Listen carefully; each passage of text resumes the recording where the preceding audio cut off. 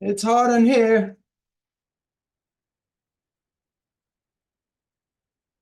Un, deux. Okay. Un, deux.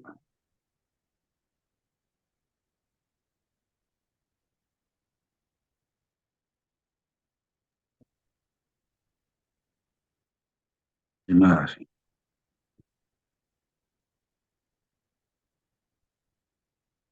Okay. Does our Innu friend who's here? It's our Innu George. friend, right? George, Does he yeah. speak English or French? French. Okay, you better come and translate. George speaks French. Moi, je vois pas l'image.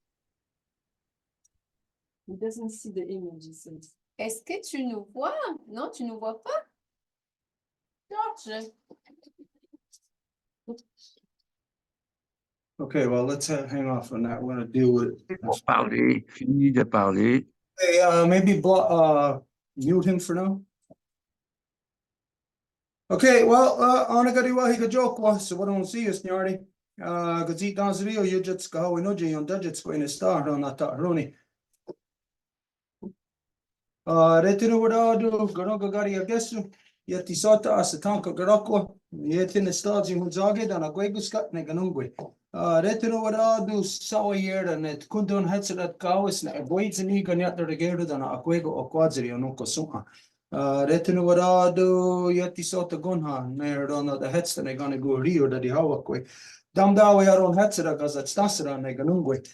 Damdawe on Hetsera goes at Stansera, Asat Nigot Dardige, Ganyanga Haga, Radinato, Ronata Runi, Dana Riskerewage, Dana Damdawe on Hetsera, Guyana Rasera go and Escana, Ne Orihuio, Kariwa Gori Shunsera, Dana Gazat Stansera. Damdawe on Hetsera, Ne Guyana Wana, Ne Gani Gurio. Okay, so as you know, every time that we get together for council meeting, ceremony, anything of importance, we always have to carry out Huntagari Wadekwa first. This is where we identify and give thanks to the things within creation that have created us and the things that we need to continue to sustain us. So we always begin by giving our thanks to the great spiral of creation. And when you look up into the nighttime sky, you're not looking at cold, dark, empty, lifeless space the way that non-native science would lead you to believe. No, instead you are looking into the living, vibrant body of our great mother. And so we give thanks to her, to Sky Woman, as it is she who has given us spirit. From there, we give our thanks to the beating heart of our Mother Earth, to Grandma Moon. It's she that regulates the flow of the lifeblood and all things. And so we give thanks to her, to Grandma Moon, as it is she who has given us blood. From there, we give our thanks to our Mother Earth, regardless of what color you are, what language you speak, where you have grown up from our Mother Earth, or what you imagine divides us. Regardless of these things, we have all grown out from the same body, from the same mother, making us all sisters, brothers, all relations all together. And so we give thanks to our Mother Earth, as it is she who has given us body. From there, we give our thanks to all the women, from the newest born baby girl to the eldest grandmother, as they carry the sacred title of life giver into the world and are to be honored and respected as such. We give thanks to them, for in this world they give us purpose and direction. Bonsoir tout le monde. Comme d'habitude, on fait l'ouverture avec le Honda Galiwadekwa, les mots de remerciement pour tous ceux qui étaient là avant nous, qui nous a donné la vie et qui continuent à le faire. Donc, nous débutons avec nos origines, que nous regardons le ciel dans la nuit et qui est complètement rempli d'étoiles. On n'observe pas encore vide et sans vie, mais plutôt le corps vivant, vibrant de la femme ciel qui nous donne notre esprit et l'esprit de toutes les choses. Ensuite, nous remercions le cœur battant de notre mère Terre. C'est elle qui nous a donné les eaux, qui nous les régule. Donc, nous remercions grand-maman Lune pour le sang qu'elle nous donne. Et nous remercions aussi notre mère Terre, qui est notre maman, à nous toutes et tous. Peu importe quelle couleur, race, division nous voulons croire que nous venons, mais c'est elle qui nous a donné nos corps, qui nous fait partie de la grande famille, pas seulement humaine, mais du vivant. Et nous remercions aussi toutes les donneuses de vie, de la plus petite nouvelle-née jusqu'à la plus aînée des grands-mamans, parce que ce sont elles, les mères de nos nations, qui nous donnent le but et la direction dans le monde. Et nous ne parlons pas seulement des moments humains, mais des moments de toutes les espèces de la vie. From there, We give our thanks to the power, the energy that flows between all things, that connects us to the furthest reaching roots of the trees, that connect us to everything deep within the body of our Mother Earth, to all the knowns and unknowns, to everything up around the surface, around the roots and the medicines, to above where all the animals and all things live, into the shrubs and the trees, up into where into the sky, the birds, the microbial life forms that we're breathing in all the time, the water that we're breathing in right now, off of our Mother Earth, throughout our solar cell, our galactic cell, into the body of Sky Woman. And so it is the spirit of Sky Woman that connects all things, that gives everything life throughout the cosmos, and we identify that as Sawyerda, and we give thanks to the mother to the mothers in all strains of life, as it is they that perpetuate Sky Woman's dream. Et par la suite, nous remercions tout ce qui est le visible et l'invisible, qui est interconnecté et qui, à la base, est une entité féminine. Donc, nous remercions tout ce qui est dans les profondeurs de la terre, les rochers, le lava, tout ce qui va émerger au niveau de la surface pour qu'on puisse avoir des racines, tout ce qui va pousser à partir de là, les arbustes, les arbres, tout ce qui va grimper, voler et tout ce qui se trouve en au-delà, parce que c'est à nouveau une entité féminine qui donne la vie. Donc, nous remercions toutes les mères qui perpétuent cette vie-là. We give thanks to all the waters and all the medicines and all the shapes and forms they come in, and this is to remind ourselves that we are made of 100% water, and so we are medicine to our grandparents, to our parents. They are medicine to us. You are medicine to your loved ones, and so if you are not aware of your medicine, and if you are not managing it properly, then something else in this world is misusing your medicine. Et ensuite, nous remercions toutes les eaux et toutes les médecines. Et comme nous le savons, nous sommes faites à partir d'eau à 100%. Donc, nous sommes aussi une médecine les uns pour les autres. Donc, nous sommes des médecines pour nos grands-mères, nos parents, nos sœurs, nos frères, nos êtres chers. Et si nous ne sommes pas conscients de cette médecine-là, bien à ce moment-là, il va y avoir quelque chose d'autre qui va contrôler ou manipuler cette médecine-là. We give thanks to our ancestors that carried a good mind, and we ask them to help us to return our mothers back to their natural seat of authority within all of our nations, so they can manage all of our people properly once again. Et nous remercions le bon esprit de nos ancêtres et nous leur demandons de nous aider à faire que nos mères puissent revenir à leur siège d'autorité qui leur correspond, afin qu'elles soient capables de gérer les peuples à nouveau comme il se doit. We ask our ancestors to help us to return the true spirit of the three universal clans of the Ganyangahaga, of the turtle, wolf, and bear. Et nous demandons à nos ancêtres de nous aider à faire que le véritable esprit des clans revienne, donc de la tortue, le loup et l'ours. To return the true spirit of every wampum within the great law of peace back to the hearts and minds of the people. Et faire que chaque article de la grande loi de la paix revienne au cœur et aux esprits des gens. We ask them to help us to return the true spirit of peace, power, and righteousness. Et nous leur demandons de nous aider à faire que l'esprit de la vérité, le pouvoir de nos ancêtres et la droiture dans le chemin reviennent parmi nous. Of the true spirit of the balanced mind leading back to the good mind. Et le véritable esprit de l'esprit équilibré qui mène vers le bon esprit. Okay, so what's going to do, everybody? Welcome to everyone. Yawagoa for joining us again, and to celebrate that we are right at the end of the maple water season. Et donc, nous donnons la bienvenue à tout le monde et nous remercions le fait que nous sommes vers la fin de la période des eaux d'érable. So retinuradu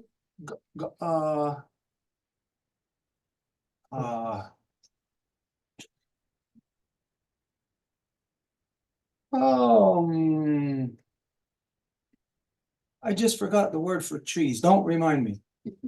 How could I forget this? Not Garago? No. It was right on the tip of my tongue. I'm trying to remember the Ganyangeha word for trees. Et donc, Stuart dit Tenitinoerado, qui veut dire nous remercions. Et là, il cherche le mot pour remercier tous les arbres. Okay, I just remembered it. Retinoerado, Anokwa.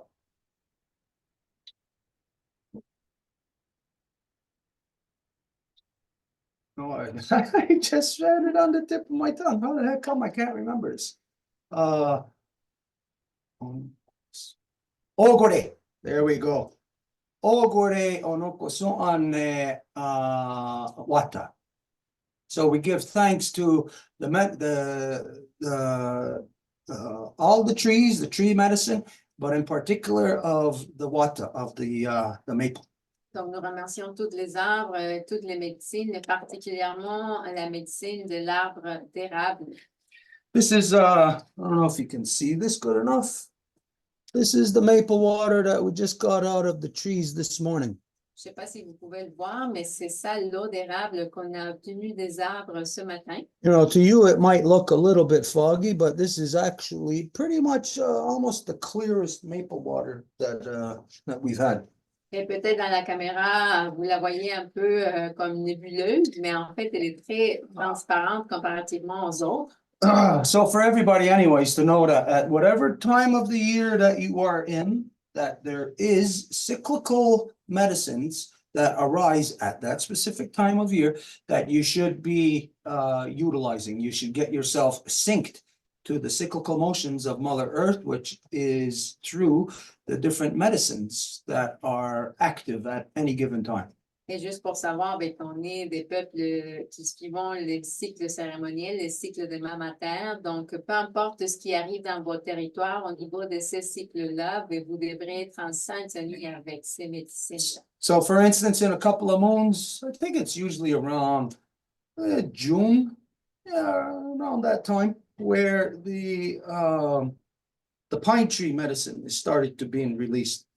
Donc, par exemple, c'est autour du mois de juin que la médecine des arbres de pin est libérée. And at that time, in those windy days, you know, when it's all that pollen is being blown off the pine tree, and it gives a little bit of a tint, like a yellowish tint into the in the sky, in the atmosphere. Et à ces moments-là, quand il y a du vent, le pollen va être sorti des arbres et donc vous allez même voir avec les rayons du soleil un peu comme de jaunâtre qui flotte dans les airs. Well, at that time, this is when you just walk right through that pollen, right through that medicine. You let it permeate into your hair, into your skin, into your thoughts.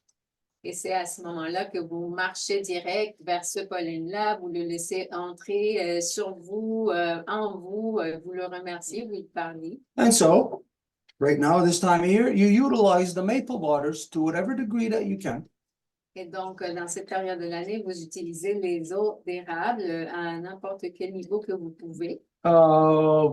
Nowadays, we're just drinking it, but you know that you utilize the maple waters in all kind of different things, different mixtures of medicines, but also for cooking, you know. And I would imagine that probably people, if they had an abundance, at one time probably even wash their hair or maybe even their bodies with it. Mais de nos jours, on fait que la boire, mais bon, il y a du monde quand même qui va l'utiliser pour cuisiner, par exemple. J'imagine à l'époque, s'il y avait une grande abondance, il pourrait y avoir peut-être quelqu'un qui se laverait les cheveux avec ou la peau.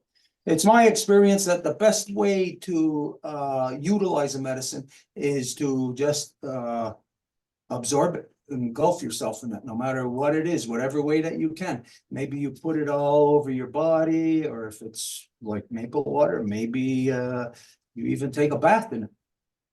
Il est de mon expérience que la meilleure façon d'utiliser une médecine, c'est de complètement se donner à elle, donc de la laisser entrer sur nous un peu partout. Donc, si c'est quelque chose de liquide, pourquoi pas prendre un bain? Oh, let's see. From there, we give our thanks to our ancestors, and we ask them to help us to return the true spirit of the. Did I already say the three universal clans of the Gayaga? Did I say every wampum within the great law of peace? Okay, maybe not in English. Right. Now you're getting me mixed up. Okay. We just got a little bit lost as to where we were in translation. It's because we haven't done translation now in what, a couple of moons, maybe? You already said it. I already said it. Yeah, you already said it. Okay, so we're just getting used to having translation again, but this is the reason why we just got a little bit out of out of order. Donc là, on s'est mêlé où qu'on en était parce qu'on fait plus la traduction en français vraiment comme avant, mais là, c'est sûr qu'on l'a fait ce soir, donc on est juste à la question de se réhabituer à ça. We ask our ancestors to help us to return the true spirit of peace, power, and righteousness back to the United people. Et on demande à nos ancêtres de nous aider à faire, que l'esprit de la droiture vienne à nous. Boy, we gotta, we can't go back into translations after we stop doing it. It gets too hard for the correlate everything. Donc, c'est un rajustement. So I don't know where we were, but there you go. And whatever was forgotten, then you put it in its proper place. Et là, ben, ce qu'on dit normalement à la fin de remerciement, ben, s'il y a quelque chose qui a été laissé de côté, ben, on la met à sa bonne place. Okay, we have a special guest with us tonight, an Innu man who has been protecting his land, his ancestral family lands. Donc, nous avons un invité spécial ce soir. Nous avons un homme Innu qui a protégé ses territoires ancestraux depuis longtemps. We know that it's maybe about the last 10 years or maybe 10, 12 years where the so-called Quebec government's plan north for development of the north has invaded into Innu territory. Et nous savons que ça fait un peu plus que 12 ans que le gouvernement du Québec a émis ce qui est appelé le plan Nord. Donc, sous ce prétexte-là, il a envahi absolument toutes les terres de nos sœurs et frères Inuits. And so back when the Plan Nord was first inflicted upon all native peoples of so-called Quebec, that there was a huge protest that was going on in Innu territory, right on the main highway, the main street, the main road going through. I think that was the 132. I think it's the 132 or whatever road that is going right up the north side of the St. Lawrence, through Sept-Îles. Et au tout début de justement la volonté d'imposer le plan Nord, ben, on se souvient qu'il y avait eu un grand blocus sur la 138 que nos sœurs et frères Inuits avaient installé justement pour empêcher que la construction d'un autre barrage et tout ce qui s'en suivait soit fait. At the time, the Innu people, there was people from Maliotenam and from Shefferville and other communities that were gathered to protest against the so-called Quebec government's invasive move into their territory as known as the Plan Nord. Et à l'époque, ben, il y avait des gens, c'était vraiment proche du territoire de Maliotenam, mais il y avait aussi des gens de Shefferville, en tout cas de plein d'endroits, des territoires Inuits, justement pour répudier, empêcher que cette invasion gouvernementale du Plan Nord soit exécutée. Anyways, at the time when they were carrying out this protest, we had sent, I had gone from the Longhouse up the hill here in Ganawagi to go and to offer our support and to basically investigate to find out what was going on.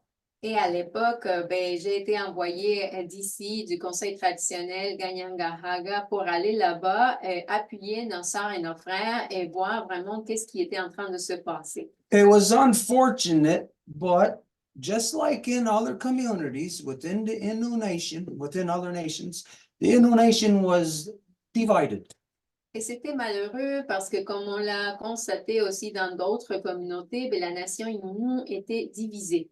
There was people who were saying outright no to development, no to allowing the so-called Quebec government to invade into their territories. Parce qu'il y avait des gens qui disaient non, il n'y aura pas question que le gouvernement rentre avec son plan pour envahir nos territoires, le plan Nord ne va pas se passer, il n'y a pas question.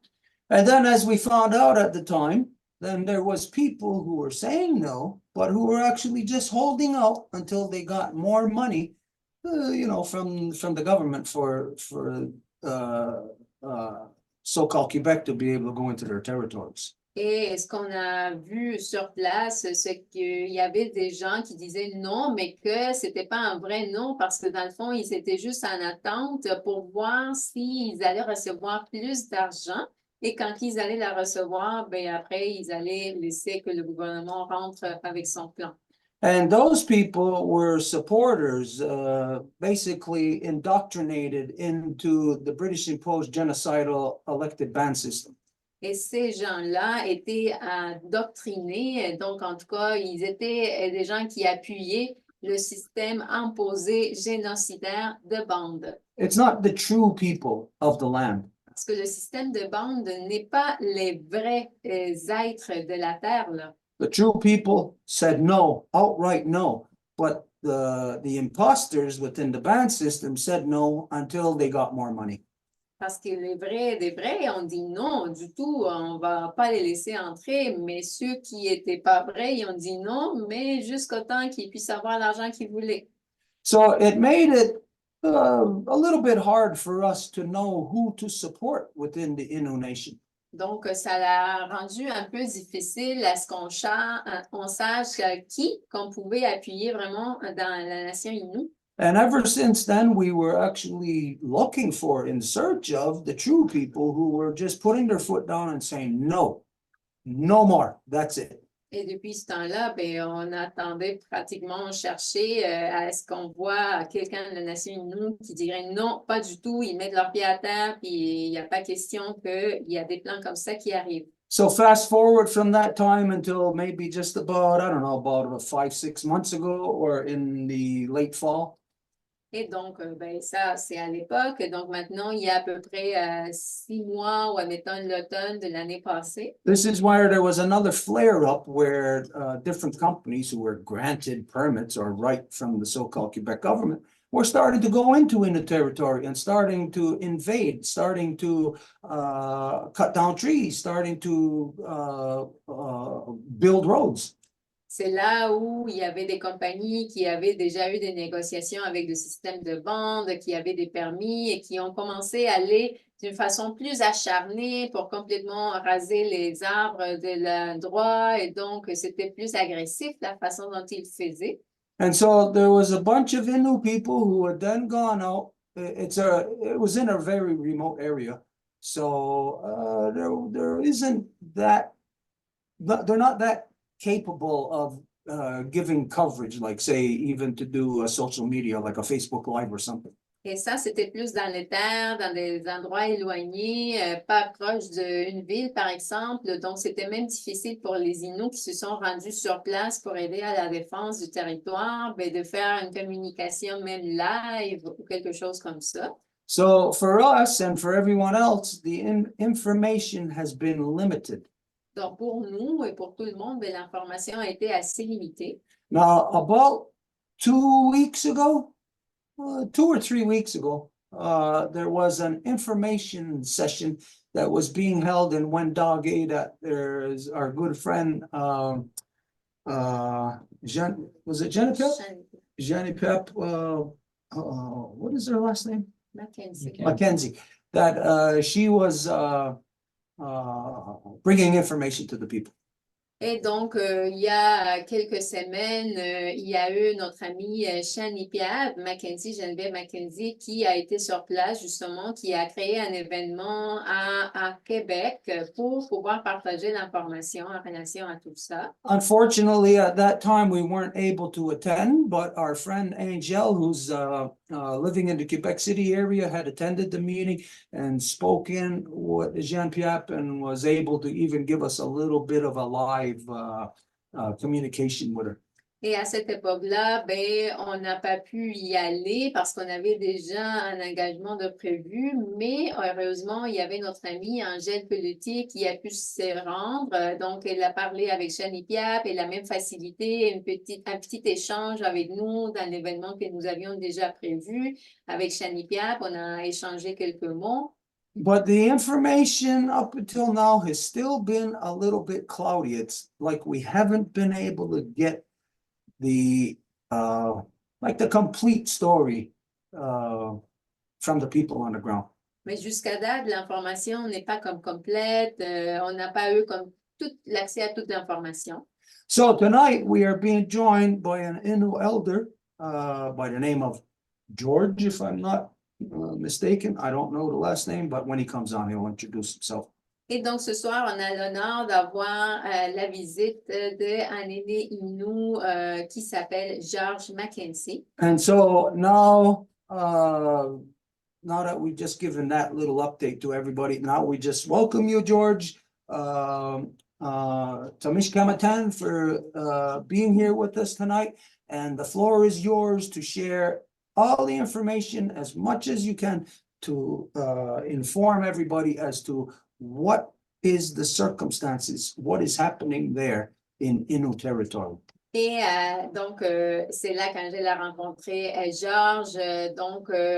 Georges parle aussi de tout ce qui est en train de se passer au territoire Innu. Donc, tout cela étant dit, Georges, Tenish Komatun d'être ici avec nous. Et donc, tout ce que vous voulez nous raconter, nous dire par rapport à ce qui se passe en ce moment en territoire Innu, c'est à vous. And George, just to let you know, Edith's going to translate. So if we can make like as short sentences as possible so she can have the time to be able to translate everything. Et juste pour faciliter la communication, Georges, Edith va traduire. Donc, si on peut essayer de faire des phrases courtes justement pour que je puisse le dire en anglais, ça serait parfait.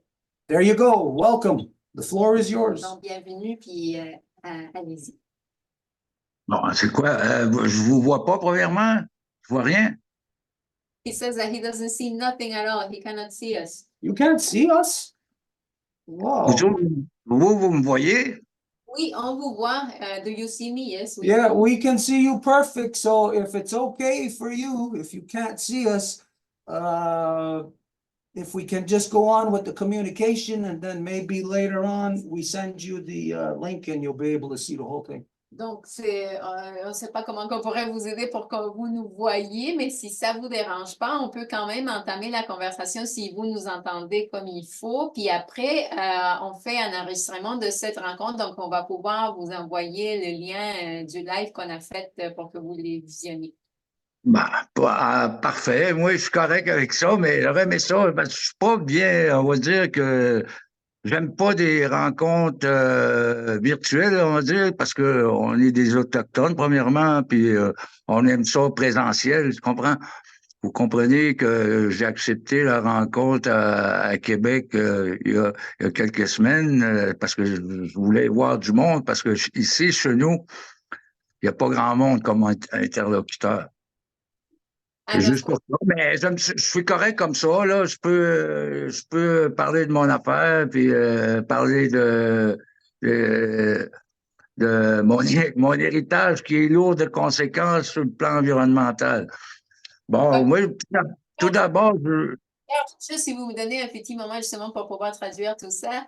Yeah, well, it doesn't bother me, but I would have loved to see you because, I mean, first of all, I don't even like the virtual gatherings because I know we are native, so in principle, we should all be seeing eye to eye in a face-to-face meeting.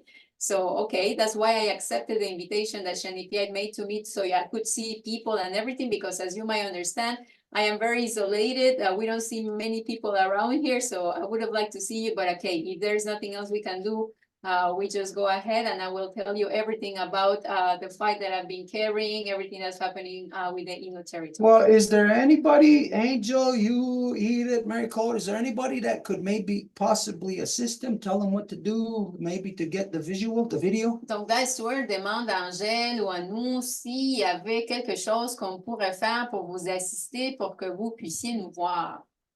vois-tu, ça fait depuis décembre 96 que je recherche des alliés potentiels, comme je disais souvent, même ici, je suis d'une famille de 12, là, puis ma famille m'ont mandaté, puis ils sont pas vraiment présents pour m'aider à ces affaires-là que je connais pas vraiment, moi, les rencontres Zoom, Team, puis tout ça. Vraiment, ma lutte, là, présentement, là, j'ai accepté l'invitation, je suis très honoré, mais je me sens vraiment, vraiment, vraiment comme dans une lutte comme on pourrait comparer à du David et Goliath. And it's been Je since je pense pas que derrière David, il y avait ses frères. Il était tout seul, David. Il voulait même prendre ses frères, il voulait même prendre sa place. Vois-tu, je me sens vraiment, vraiment tout seul depuis la mort de ma mère.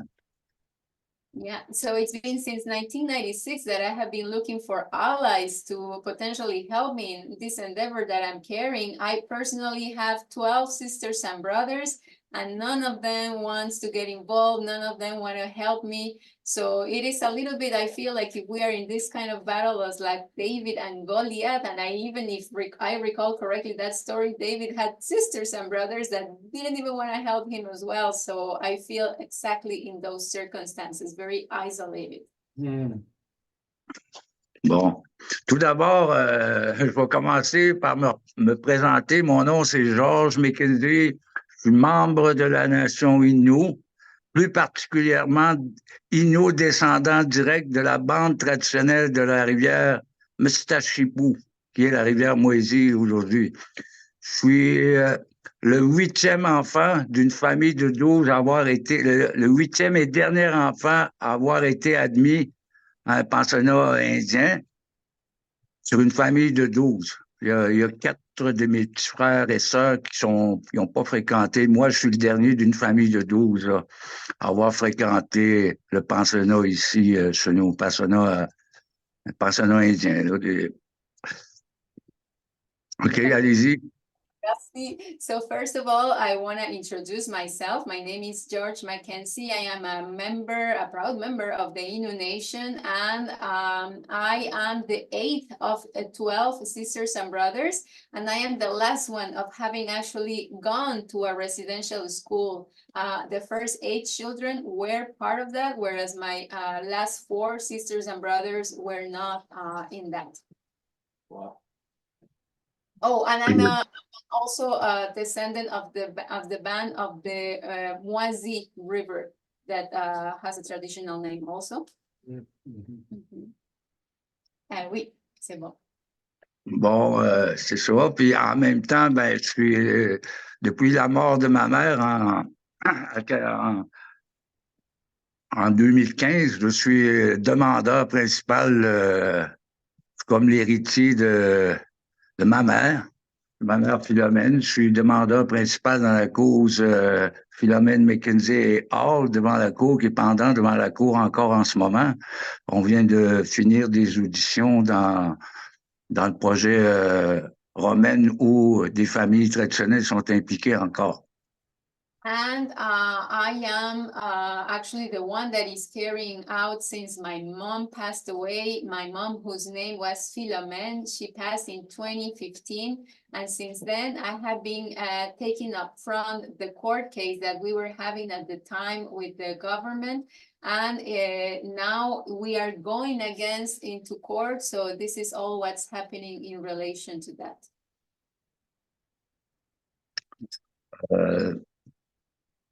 Comme vous voyez un peu mon arrière-plan, c'est ma mère puis mon père qu'on voit à travers les nuages, on va dire, on poursuit au nom de Barthélemy Alexandre McKenzie, parce que au moment où on a saisi la cour au début c'était une découverte de cuivre, nickel, cobalt. Puis on avait saisi la cour pour essayer une injonction permanente sur le projet, mais on poursuivait à l'origine mon père qui est Barthélemy Alexandre McKenzie, d'où le territoire il a été assigné à mon père. Mais il était déjà mort quand on a poursuivi à la cour. Puis nous, on reconnaissait pas non plus, là, dans l'affaire McKenzie, on n'a jamais reconnu le système de réserve à castor, ni l'exclusivité du lot assigné à mon père. Nous, on a invoqué ma mère à l'origine par son récit oral écrit, a invoqué tout le titre de la bande traditionnelle de la rivière Moisy, le titre aborigène de la bande traditionnelle de la rivière Moisy. C'est ça qu'il a invoqué. C'est ça son élément de preuve, son récit oral devant la cour pour la reconnaissance d'un titre.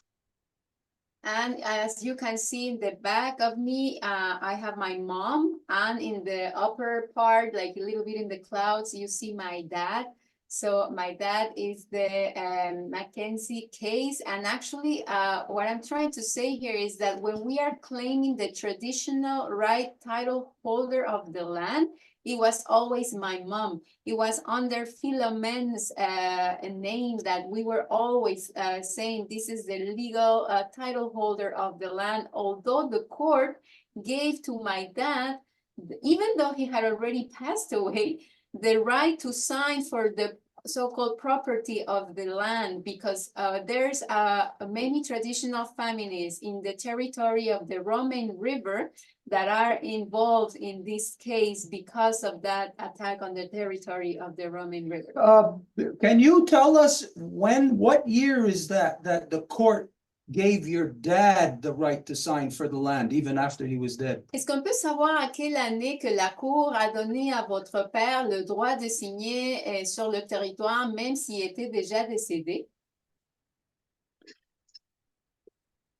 C'est des territoires qui ont été octroyés par le ministère des Affaires indiennes. Je pense à des fameux territoires de chasse, des réserves à castors qui octroient aux chefs de famille traditionnels qui avaient octroyé ça. Nous, on n'a jamais reconnu ça, ces systèmes de réserves à castors. Au moment de la découverte, ça a tombé, la découverte de cuivre-nickel, ça a tombé sur le lot. En septembre 96, quand ils ont découvert le gisement de cobalt-nickel sur le territoire qui a été assigné à mon père. C'est là qu'on s'est levé, mais jamais que mon père... je dois te dire que mon père et ma mère sont nés au Labrador, tous les deux. OK. Puis là, quand ils ont fait les réserves à Castor, ben, le nom de mon père est apparu au lac Manitou, là, qu'on voit, là, le loup 294. Nous, à la cour, si on allait sur le débat de fond, à la cour, on s'en allait dire qu'on n'a jamais reconnu les réserves à Castor. Le récit de vie de ma mère n'a aucun rapport avec les réserves à Castor parce qu'il parle du titre aborigène de la bande traditionnelle de la rivière Moisy. Mes deux parents, ils ont utilisé la rivière Moisy pour aller à l'intérieur des terres. Quand mon père il a pris la rivière Moisy pour aller à l'intérieur où ce qui est né au Labrador, puis ma mère, la même chose, ils sont tous nus. Mais lors de l'apparition des réserves à castor, des systèmes de réserves à castor chez les Inuits, ben, mon père, son loup, c'était 294. Puis au moment des découvertes, ben, on s'est levé, on s'est dit, regarde, papa, il est jamais né là, mais on a un lien historique avec ce loup-là, le lac Manitou, parce que la mère de mon père, sa mère est née là, au lac Manitou. On a un lien historique, mais un lien historique, quand on regarde un lien historique, mon père, c'est un nomade, il y a un lien historique sur tout le titre aborigène de la bande traditionnelle de la rivière Moisy. Et il a parcouru tous les loups qui se trouvent à l'intérieur de, comme c'est réparti, les réserves à castor, la division Sept-Îles, réserve à castor, division Sept-Îles, c'est marqué toutes les réserves à castor qui se trouvent là. Mon père, il les a fréquentées. On parle du titre aborigène de la bande traditionnelle de la rivière Moisy. Quand on regarde les récits oraux de mes parents, on aucun rapport avec le système de réserve à castor. Bon, l'eau, à l'origine, on se disait, si on peut pas protéger la région du lac Manitou, d'abord, on va pouvoir se lever pour tout le reste du territoire. C'était ça un peu là, à l'origine de la cause McKinsey. OK, merci de la clarification. Donc, je vais prendre le temps de traduire tout ça. Okay, so just to start like this, it requires like the whole context of the whole thing. So it is because the government, through the Minister of Indian Affairs, started giving or creating what they called beavers reserves, which was like already the compartmentalization or the breaking down of the land to give titles to a specific people. This stems from 1996 when they discovered that in the land there was cobalt and nickel, and they definitely wanted to go and exploit that. So my mom and dad were born in Labrador, and they were all the time in the territory. For example, they were with the wolves, and they know the land very well. They use the Moisy River to travel along the territory. So my mom and dad never recognized that newly imposed system of beaver reserves They never had nothing to do with it. Actually, this court case stemmed from the fact that they said, no, we don't recognize your imposed reserve system because we are the title holders of the territory. So when that system of reserves appear, it is then when they gave to my dad the title of 294. Now that will be the number of his specific part attributed to him of the land. So even though my dad never lived there, again, there's always a link to the territory, and that's how Innu we live. We always move in the territory. We always have links in the territory, and especially that my grandma, meaning my dad's mom, was born there exactly in the Manitou Lake. Where there's all of these wolves roaming around, and there's like the reserves close to 7 islands.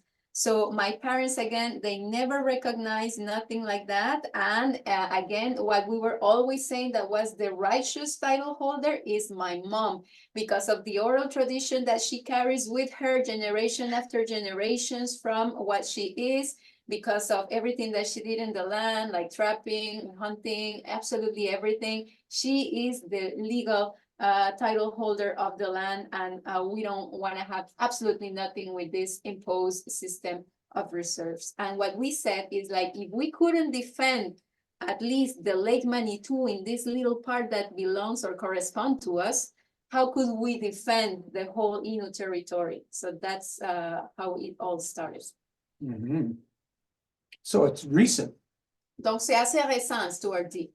Oui, parce que mon père, il est né en 1926, puis ma mère est née en 1932. Il y avait aucune existence de réserve à castor à ce moment-là. Quand mes 2 parents sont nés, il y en a un qui est né en 1926, l'autre en 32. L'existence des réserves à castor, on parle de ça dans les années 54-55.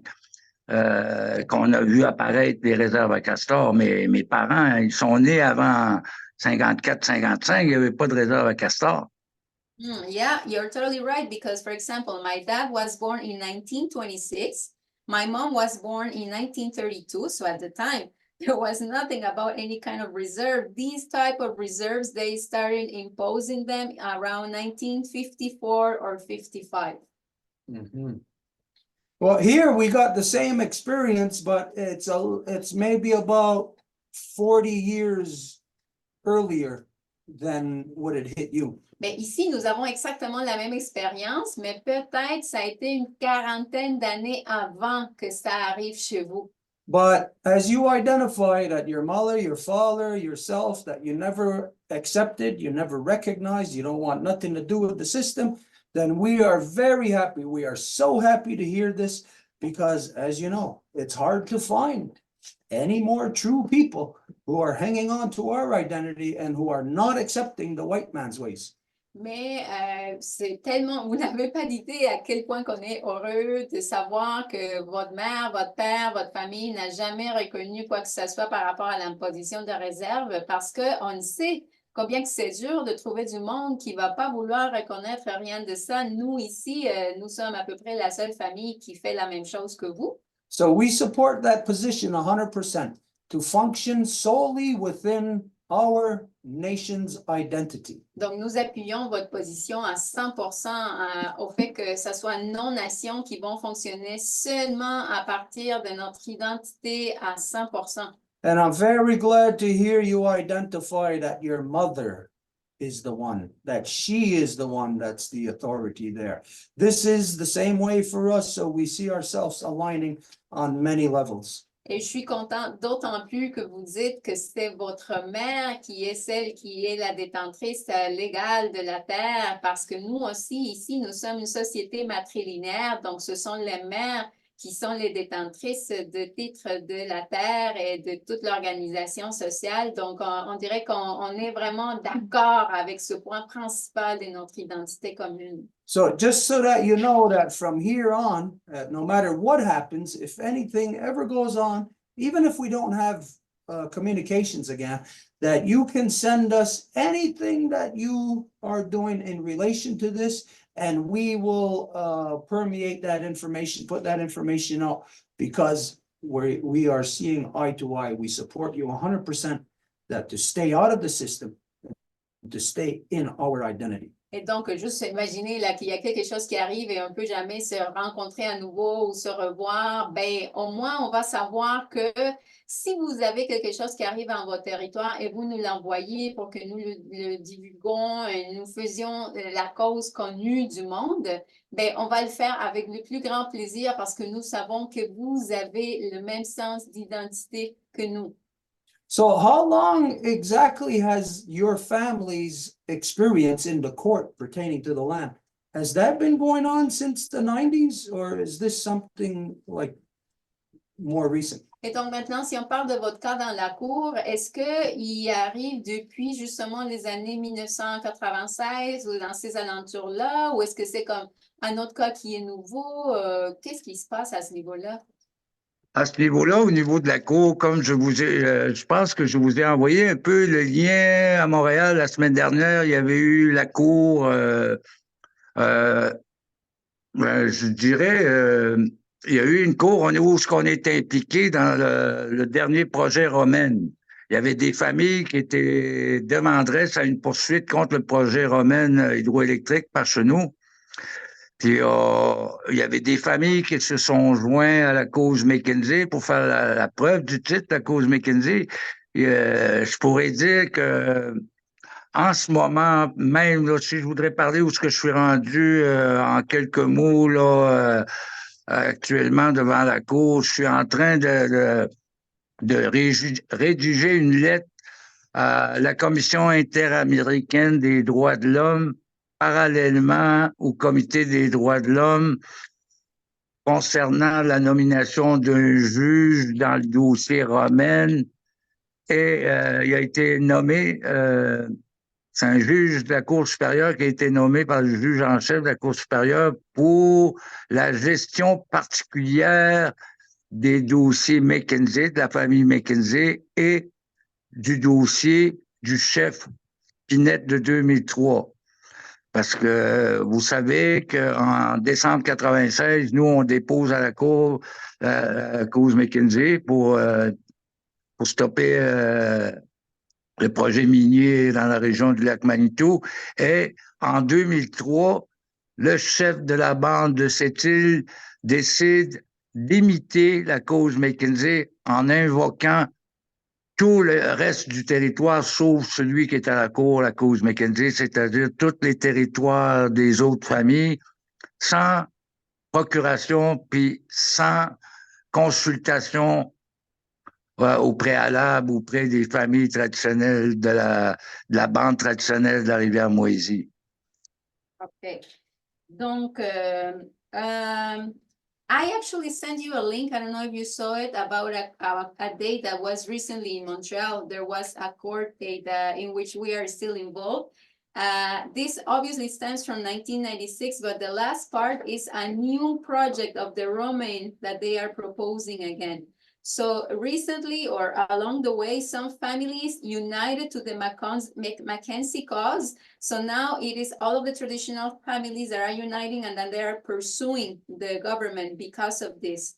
So where I'm at right now is that I'm writing down a letter to the Inter-American Court of Human Rights in regards of a judge that was named into the case from the Superior Court in regards of the management of the land and also in regards of the Pinette shift in 2003. Because if you know that in 2003, it was the band system of Seven Islands that decided to imitate the case.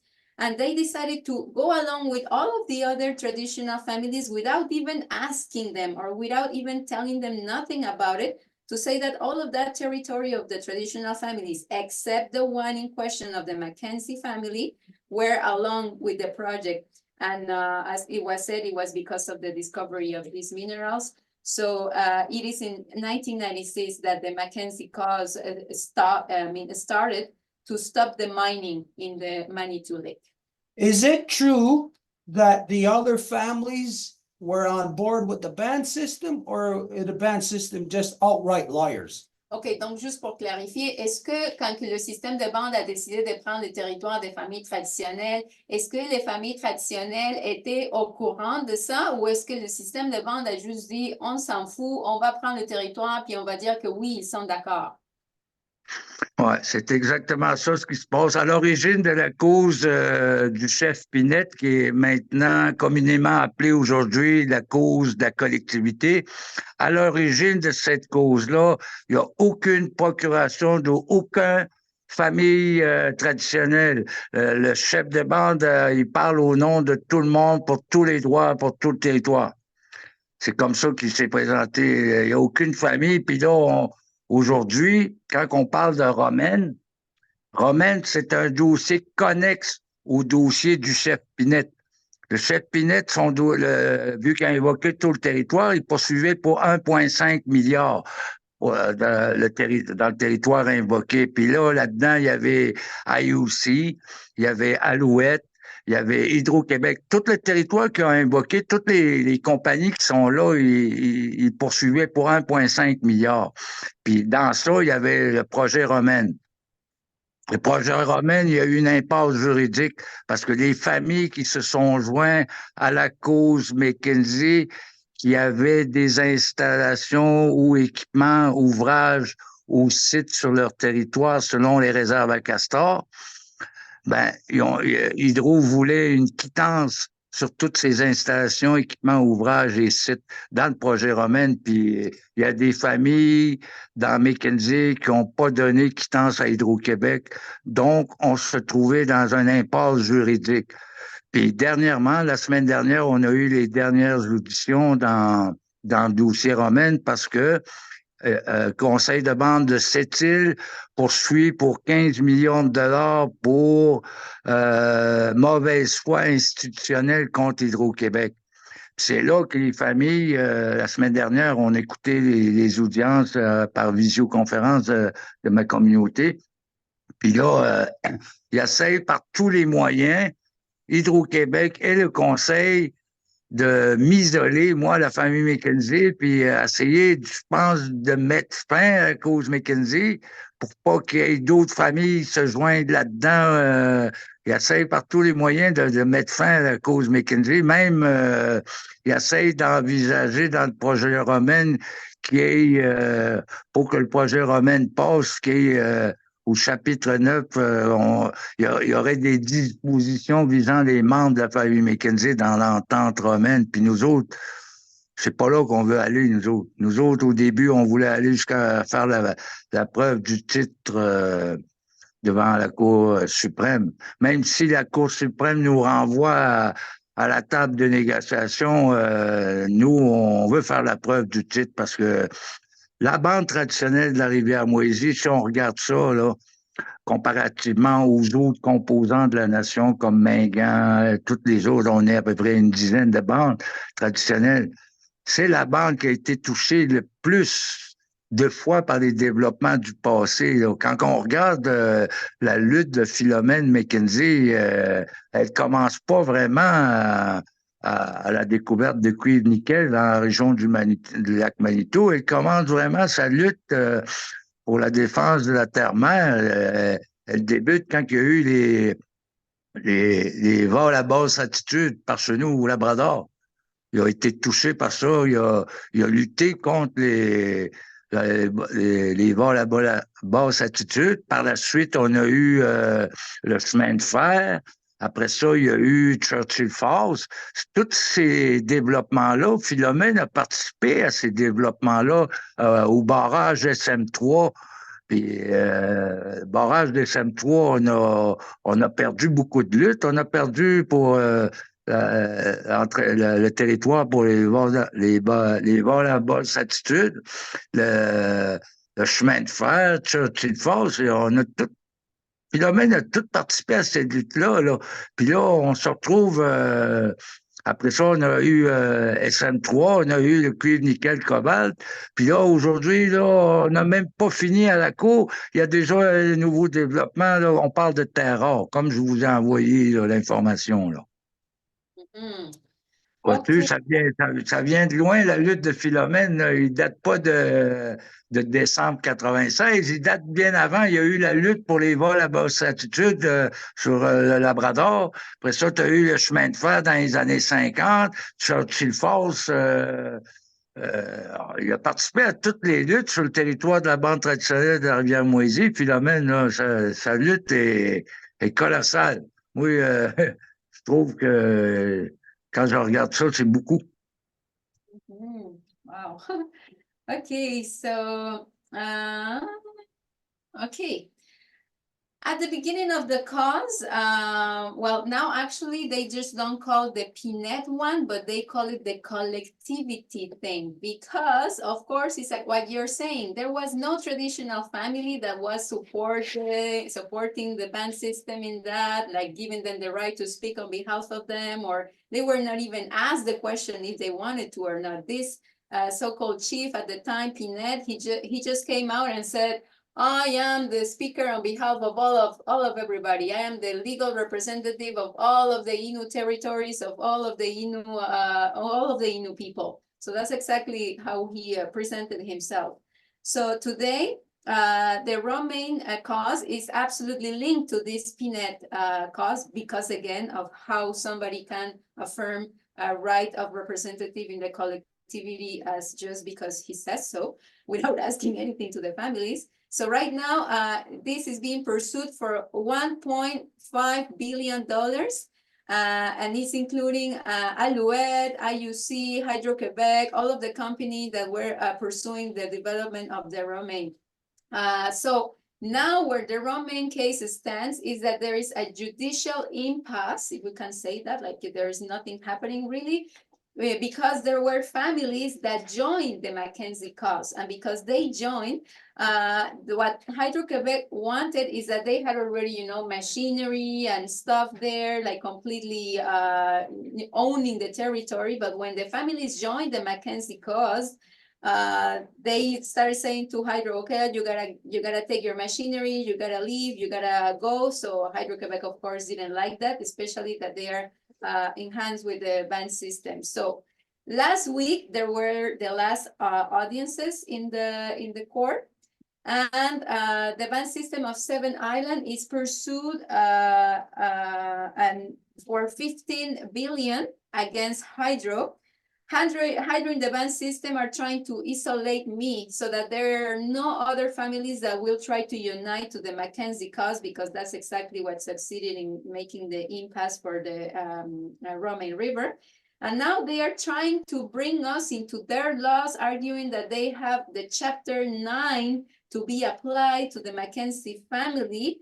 But we don't want to go there where they want to take us, because what we want to do is to prove that the title is in my mother, and we want to present that into the Supreme Court. If we want the Supreme Court to recognize that legal title, even if they send us to negotiate or if they want us to do other steps, because we need to prove the title. For example, we know that there's Mangan, there's 10 different traditional bands, and ours is the most touched by the development, because it is not only from 1996 that they discovered this nickel and cobalt and all of that started. We're talking about way before, when they were just cutting all of the trees, when they were doing that for the railroads and the Churchill Falls. That is more around in the 1950s. And my mom, Philomène, participated in the defense of all of these cases. She was just protecting the territory. She was also part of the defense of the SM3 dam. And at the time we lost a lot, but I mean, my mom was always all over the place in all of these cases, in all of these constant attacks. She was always protecting the territory, and she has made this humongous work of protection of the land. And now we are not even done speaking about all of these issues, and they are coming with more development. They want to do more mining. So this is a constant thing, and I am just like floored by the amount of work that my mom has put there. And of course, it's her title that needs to be recognized. Well, the scenario that you identify would happen with this one guy coming out and saying, I represent everybody. Mais justement, ce que vous dites là de ce gars du système de bande qui est sorti en disant ah oui, c'est moi qui représente tout le monde là. This is the same thing as to what happened, what destroyed the Cree people by just one family, the Billy Diamond, the Diamond family, coming out and saying they represent all the Crees and thereby making a crazy agreement with the province of Quebec that screwed over all Cree people, screwed over all Native people. Mais c'est exactement la même chose qui s'est passé avec la nation Cree quand il y a eu cette famille qui était la famille Billy Diamond, puis qu'eux autres, ils sont sortis en disant ah oui, c'est nous qui représentons tous les Cris, et donc ils ont fait une négociation avec le gouvernement du Québec qui a complètement foutu la bonne chenoute là, dans toute la nation. They may have gotten super rich off of it.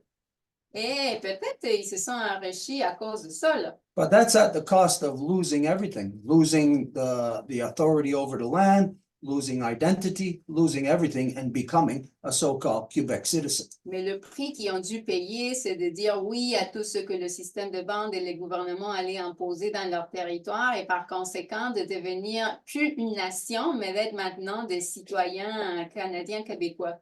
Okay, the position, your case in court right now, to me, it sounds like it could utilize or it could benefit from the position that we are using also in court of systemic racial genocide.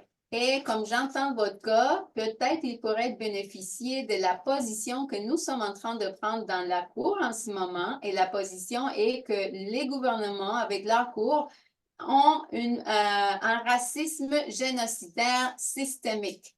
Now, that position can be used against the band system when the band system is saying, oh, hey, I represent everybody. And it could also be used when the judge or the court gave authority to your father and thereby bypassing the real authority of your mother.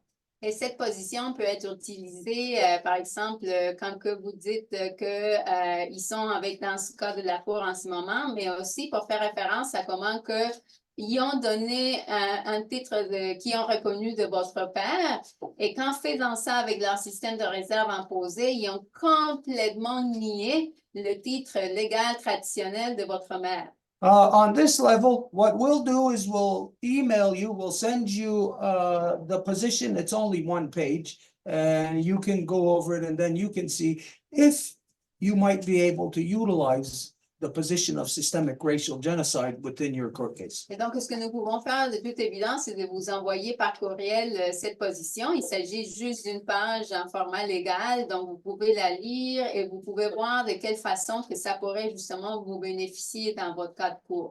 And from our end, just to keep on sharing your story, sharing your information. We have a lot of contacts that we do different Zooms with even people of the South, you know, like through a process of the reconstitution of the eagle and the condor. So people throughout the South will benefit from hearing your story, your position. Et de notre côté, nous nous engageons à faire connaître votre cas. On a des Zooms comme celui-ci, on en a les samedis, on a toutes les 2 semaines, même avec des gens du Sud, parce qu'on reconstitue nos conseils du Sud en Nord. Donc, on va parler de votre cas, on va le faire connu de tout le monde aussi. Okay, so as of the last time you were in court, where does it stand right now? Is it just kind of like what's the term here? Is it just kind of in limbo right now? Et depuis votre dernière apparition en cours, qu'est-ce qui s'ensuit? Est-ce que là, c'est comme on attend ou qu'est-ce qui... Oui, oui, il faut attendre le jugement dans le dossier romain parce qu'il y a des familles qui sont impliquées là. Comme on dit, je sais pas, j'ai de la misère à comprendre un peu la cause. Je suis demandeur principal, je suis pas représenté par avocat parce que j'ai pas d'argent. Mes anciens avocats à l'origine de la cause McKenzie étaient James O'Reilly. C'est lui qui représentait la famille McKenzie, mais 20 ans plus tard, à défaut d'argent, il traverse l'autre bord pour le conseil de bande, pour mon conseil de bande. C'est l'avocat de mon conseil de bande maintenant. C'est plus l'avocat de la famille McKenzie. Je suis demandeur principal dans la cause McKenzie, mais je suis pas représenté. Puis je suis devant ce qu'on appelle une procédure, la procédure, une requête de type au Canadian, la requête pour l'obtention de provisions pour frais. C'est là que Maître O'Reilly m'a laissé, puis il m'a dit, je peux pas aller plus loin que toi parce que j'ai plus d'argent, j'ai assez mis, comme les documents que je vous ai envoyés, vous le voyez, là, l'affidavit de ma mère, là. Il nous a laissé là pour un temps indéterminé. Il a remis la cause Cindy, la requête pour l'obtention de provisions pour frais pour mener à bien la cause McKenzie. Bon, il l'a mis à une date ultérieure. Mais dernièrement, moi, j'ai demandé au juge qui est devant la cause McKenzie, qui est devant la cause Pinette, du chef Pinette. Ils ont nommé un juge là-dedans là, pour faire la gestion particulière et commune des deux dossiers. La cause du conseil de banque qui est maintenant appelée de la collectivité, mais la collectivité n'est pas trop d'accord avec ça parce qu'ils n'ont jamais donné mandat au chef d'amener tout le territoire à la cour. Puis, c'est pour ça que je dis que moi, j'ai demandé au juge Davis qui est là devant nous, puis j'ai demandé à réinscrire la requête de type au Canadian pour compléter la plaidoirie. Puis lui, le juge, il m'a dit, quand on va avoir fini avec Romaine, dans la requête romaine, mais moi, je me dis, s'il y a un jugement dans Romaine, d'après les auditions, le conseil, il veut l'entendre, puis Hydro, les deux parties veulent l'entendre. Mais là où ça bloque dans Romaine, c'est que à l'origine de la poursuite dans Romaine, il y avait le chef comme demandeur principal accompagné de 27 chefs de famille. Puis là-dedans, pour qu'il y ait un désistement en bonne et due forme dans ce dossier-là, ça prend la signature du chef à l'origine, plus les 27 chefs de famille qui sont des demanderesses aussi au même titre que le chef. Il y a 28 demandeurs dans la poursuite romaine. Puis là, il y a une impasse parce que il y a des chefs de famille qui ne veulent pas se désister. Puis là, le conseil essaie de les faire désister autrement les chefs en y allant par référendum. Puis là, après ça, il essaie de dire à la cour, ah, les 27 chefs, ils ont désisté, le référendum a dit oui. Mais Hydro-Québec, c'est pas ça qu'il veut. Il veut les 27 signatures, les 28 demandeurs dans Romaine. Il veut pas de référendum, lui. Lui, il y avait 28 demandeurs dans la poursuite contre Romaine. Ben, je veux les 28 signatures. Je veux pas de référendum dans ça. Pour qu'il y ait une entente, pour qu'il y ait une entente finale. C'est là qu'on est rendu, puis on a fait les auditions, ils ont fini la semaine dernière, vendredi dernier, puis le juge a dit qu'elle allait mettre un jugement dans 6 mois. OK. Ben, dans 6 mois, ben, on va savoir c'est quoi, comment qu'on va se positionner. Les familles vont-tu aller en appel de ce jugement-là?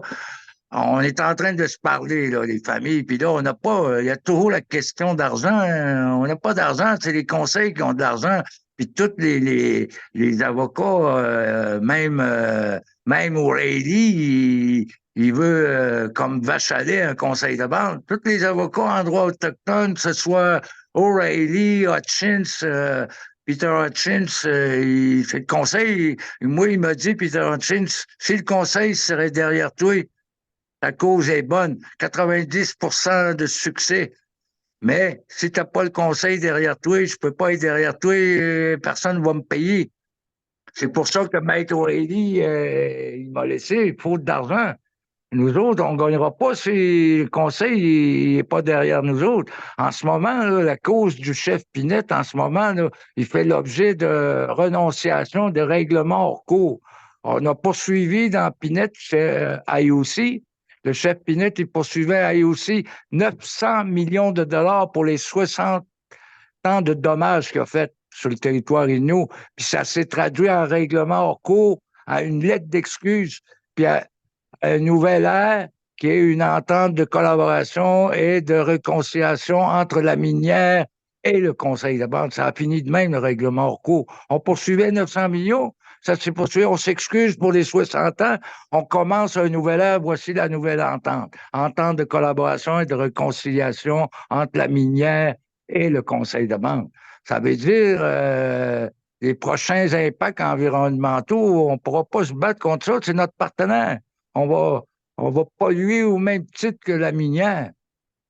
Puis en plus de ça, le chef de Chauffeurville, c'est mon frère qui a accepté ça. Il y a une position, les conseils de bande, et nous, en ce moment, là, c'est des pro-développement. Ils sont pour le développement. La cause du chef Pinette, il tend vers l'extinction des renonciations de droits devant la Cour. Il poursuivait pour IOC. Il y a eu déjà renonciation, désistement dans IOC. Il y a eu un règlement. Là, on s'en va vers un règlement romaine. Ils veulent un désistement là-dedans, ils sont bloqués. Après ça, on s'attaque au projet, la compagnie Alouette, l'aluminerie Alouette qu'il y a ici à cette île. Ça va être encore tout le dossier du chef Pinette tend vers des renonciations de droits. À ce stade-ci, la cause du chef Pinette, la cause de Philomène McKenzie, c'est complètement divergent comme chemin. Là. Il s'en va pas vers la reconnaissance, il va vers l'extinction, la cause Pinette, puis il essaye de m'embarquer là-dedans chaque fois. Hey, le gouvernement canadien, puis le PGC, puis le PGQ, ils veulent qu'il y ait juste une seule cause, que McKenzie se joigne à la cause Pinette, puis qu'on me dilue là-dedans, puis que je finisse vers l'extinction, moi aussi. Nous autres, on voit ça. La Cour suprême, il va nous renvoyer à la table de négociation parce que les gouvernements avec les conseils de bande. Mais qu'est-ce que tu fais quand tu fais partie de la bande traditionnelle de la rivière Moisy et qui reste juste la région du lac Manitou qui n'a pas été touchée? Hein?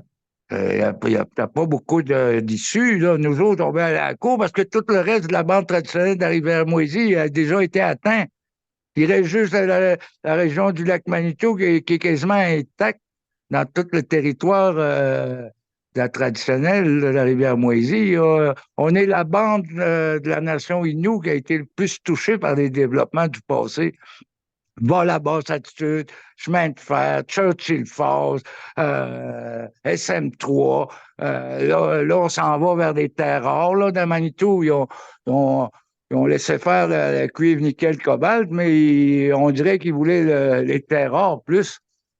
Puis là, nous autres, on s'oppose. Les familles traditionnelles, on dirait qu'ils peuvent rien. On dirait que c'est tout lui qu'ils ont invoqué dans sa cause. Il parle au nom de toutes les familles.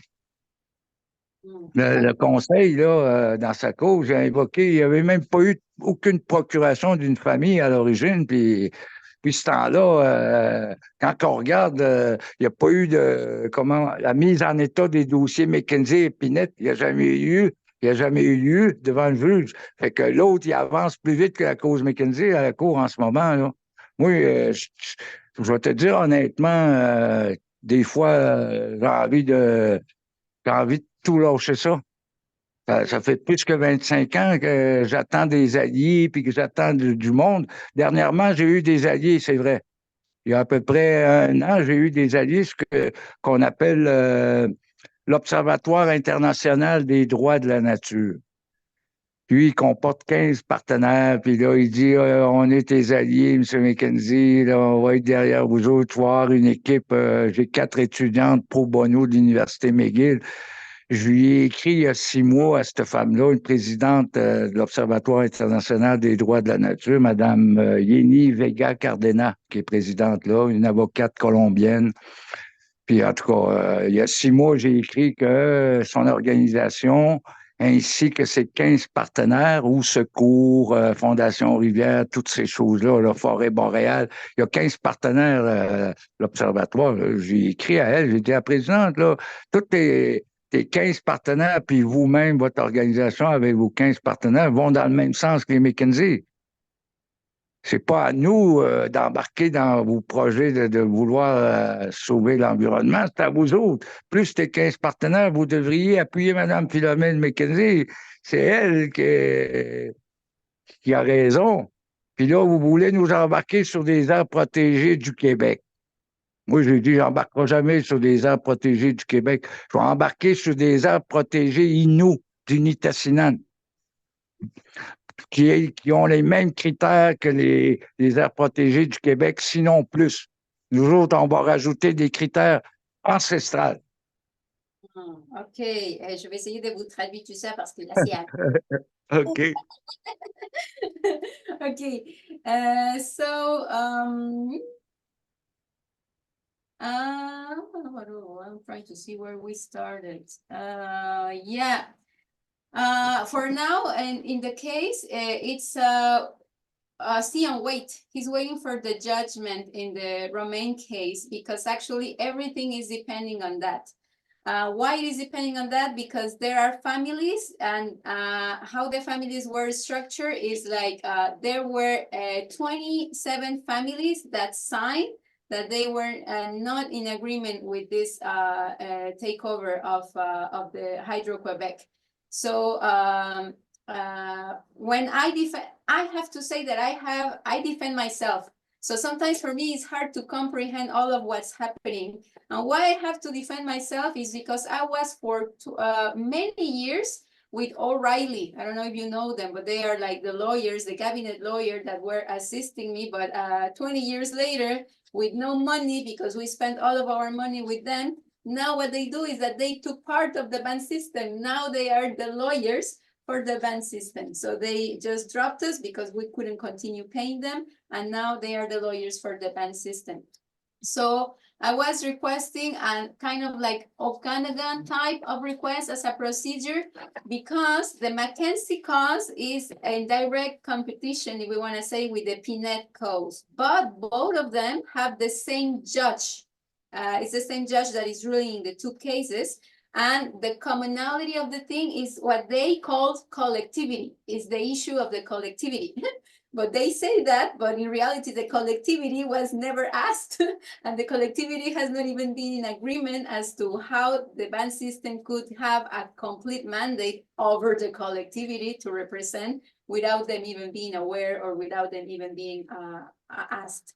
So I demanded to rewrite the request to finish with the proceeding, but what they told me is that it had to be after the Romain.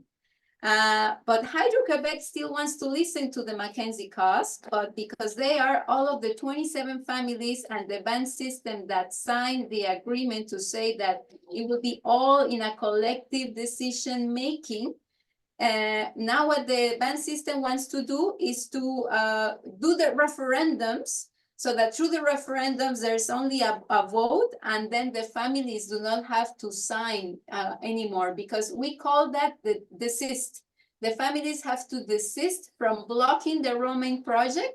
So if they desist, then the project can go forward. But because there's families that don't want to give up the rights and they don't want to desist, it's a stuck. There's nowhere to go, because Hydro-Quebec says that they are not gonna go along with the band system if they decide just to do a referendum. They want for all of the families to sign away as to say, now we give our consent or our permission for Hydro to go in there. So there's 29 signatories in total. So unless there's the 29 desisting and signing away, there's nothing that's going to happen. But the band system is still insists in imposing a referendum to get off from that compromise of having to sign and force the traditional families to sign away. So last Friday, there was the last date, and the judge said that he would be ruling within 6 months. And then when he rules, we're going to see what is next. Are we going to have to appeal, or what are we going to do? For now, we are talking with the families, but it is really hard when we are all spread in the territory and nobody has the money to go and see anybody else. And the ones that have the money are the band system. And actually, they told me, the lawyers, that if I was going with the band system, there would be like 80% probability that I would win my cause, and that was the only thing that I had to go along with the band system. So it's basically, you don't have the money, you cannot pay, there's nothing that advances. So the other ones that have the money that can pay for everything, all of the stuff are advancing. but how they make their supposed advances. For example, we were pursuing IUC for $900 million in damages for all of the environmental harm, all of the health struggles that they cause in the community. And what happened after the case went to court? The only result was an excuse letter under the reconciliation pretense that was signed between the company and the band system, saying that, oh, all of the wrongs from the past are gone because now we are going into a new renewal of our relationship. So from now on, we are going to be having a happy new year. So basically happy mining new year, because that's what they are going to continue doing. So what is going to happen with the next environmental impacts? And what's worse in this case is that my own brother is the chief in Shefferville. So he's the one that is also in the band system, is my own family. And we know that the band system is all for development. So the Cuspinet is basically, they are forcing us to desist and quit and give up our rights. The Romaine, they want a desistment from all of the families that had said no. They want them one by one to give away signing on it. And with Aluminium Alouette, they are doing exactly the same thing. So the strategy is that they want to make us extinct, not to recognize our legal rights, and to bring the Mackenzie cause to more to be dragged to the Pinette cause. So the Supreme Court is gonna send us to renegotiate with the band system, but the Lake Manitou is really the only part that remains untouched from the whole Moisy River. That's why the importance of still protecting it. And now it is not even about nickel or about cobalt that they had found. Now they are going for some other things, but the key thing is that the traditional families, they are still holding to the rights. They are not allowing anybody else to speak for themselves. But again, this cause can be faster than ours. So sometimes I just feel that I want to give up. It's been more than 25 years that I have been waiting for allies. And recently there was an organization that approached us, that is the International Observatory of Nature Laws, that are based in McGill. They have 25 partners. So they were having 4 students from McGill University with a Colombian lawyer. And there's, for example, the Rivers Foundation, Help for the Water, All Secure, all different coalitions and organizations that work for water. But they are telling me, oh, you have to put your land under protected Quebec areas. It's like me, I'm saying, like, how come you dare to tell me to put my land under provincial law? It will be the opposite. You should be assisting us, the Innu people, to put our own reserves that will have much more parameters than what the Quebec has for protected areas. And it will be the ancestral rights that will be considered more over anything else. So instead of you telling us what to do, you should be like open for us to tell you what is the way to go. So that's pretty much it. Is he still, he's not there with us anymore, No, right? just He got cut off? Okay, I well, texted him to see if he will come back, but he doesn't answer. Maybe he doesn't have any more battery. I don't know. yeah, okay, well, we're gonna continue to communicate with him like as if he's here, and he'll be able to see the rest of this conversation later on when he can access it on the internet anytime. Donc, Georges, on vient de voir que tu veux te déconnecter. Donc, même si tu n'es pas là physiquement avec nous en ce moment, on va continuer à parler comme si tu étais là pour que tu puisses visionner plus tard puis tu puisses suivre toute la conversation. Okay, so many things that were said there that I can't remember everything that was said. Just to identify that next time, shorter sentences. Et donc, il y a tellement de choses qui ont été dites là que c'est dur comme de me rappeler ce qui a été dit au départ. Donc, c'est sûr qu'on se laisse emporter par tout ce qu'on a à dire, mais ça aiderait si on fait des phrases un peu courtes. That way we can address things while you're discussing it, instead of like saying a whole bunch of stuff and we forget like what half of it is, and then we can't really address it together. Et de cette façon, on peut, admettons, créer un dialogue, arrêter là où il y a quelque chose à dire et après continuer, parce que sinon après c'est comme un peu perdu là. But to whatever degree I can, I'll address the stuff that you said, and I'll begin by telling you that you do have an ally. We are your ally. We do not stand for band system. This is the British imposed genocidal elective system. This is the ass-kissing sellouts within our people. We do not support them. We are against them 100% because they, actually, it's they who are against us. And so anything that that is happening in your case, clearly we can, by what you have said, anyone can hear that now you're not really fighting against the white man in his courts. You're actually really fighting against your own people. And it's not that you chose to fight against them, it's them, the ass-kissing sellouts in the genocidal elected band system that are fighting against you. Et donc, la première chose que je te dirais, c'est que oui, tu as un allié et c'est nous. Parce que nous aussi, dans l'historique, c'est vraiment la seule famille qui a été debout à l'encontre du système de bande qui est supposément son propre peuple. Donc, je te dirais, c'est dommage que les gens qui se laissent vendre, qui vont aller travailler dans le système de bande, c'est eux qui deviennent les traîtres même de leur propre peuple et qu'on ne peut pas les considérer comme les nôtres, mais qu'ils vont juste travailler pour les intérêts comme tu l'as mentionné. As for the lawyer group that was first representing you and then traded over to the band system, well, that's a conflict of interest.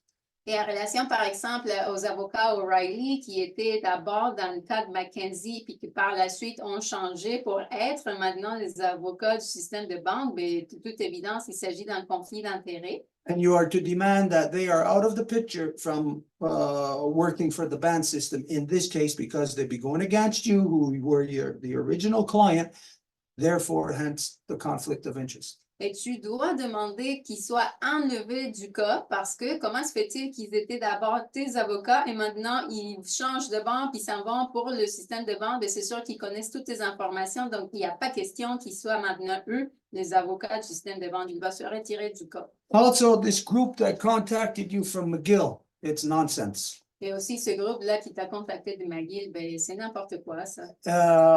Everybody is believing in or participating in so-called justice or a legal system through just blatantly outright accepting a colonial court system like as if it is authority.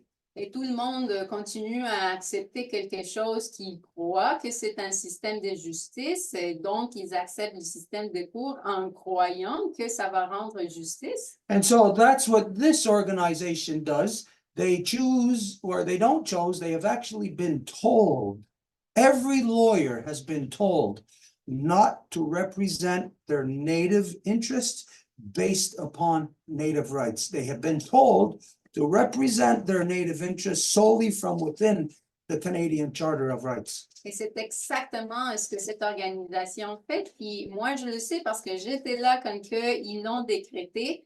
Le système des avocats, en fait, tous les avocats qui sont sous le barreau, il n'y en a aucun qui peut défendre les droits autochtones selon nos droits, selon nos traités, selon nos titres ancestraux. Ils peuvent pas, ils doivent utiliser ceux qui sont sous la reine. And you can use that. You can state anytime, anywhere that no lawyer can represent natives based on our rights. Et en fait, tu peux dire ça clairement dans la cour. Tu peux dire que tu sais qu'il n'y a aucun avocat qui peut représenter les Autochtones selon leurs droits. And you can say that where every lawyer in the country received that directive from, Et tu peux dire que d'où que chaque avocat dans le pays a reçu cette direction-là, was from the Prosecutor General for all of Canada back in February 1993, at an annual general meeting of the Canadian Bar Association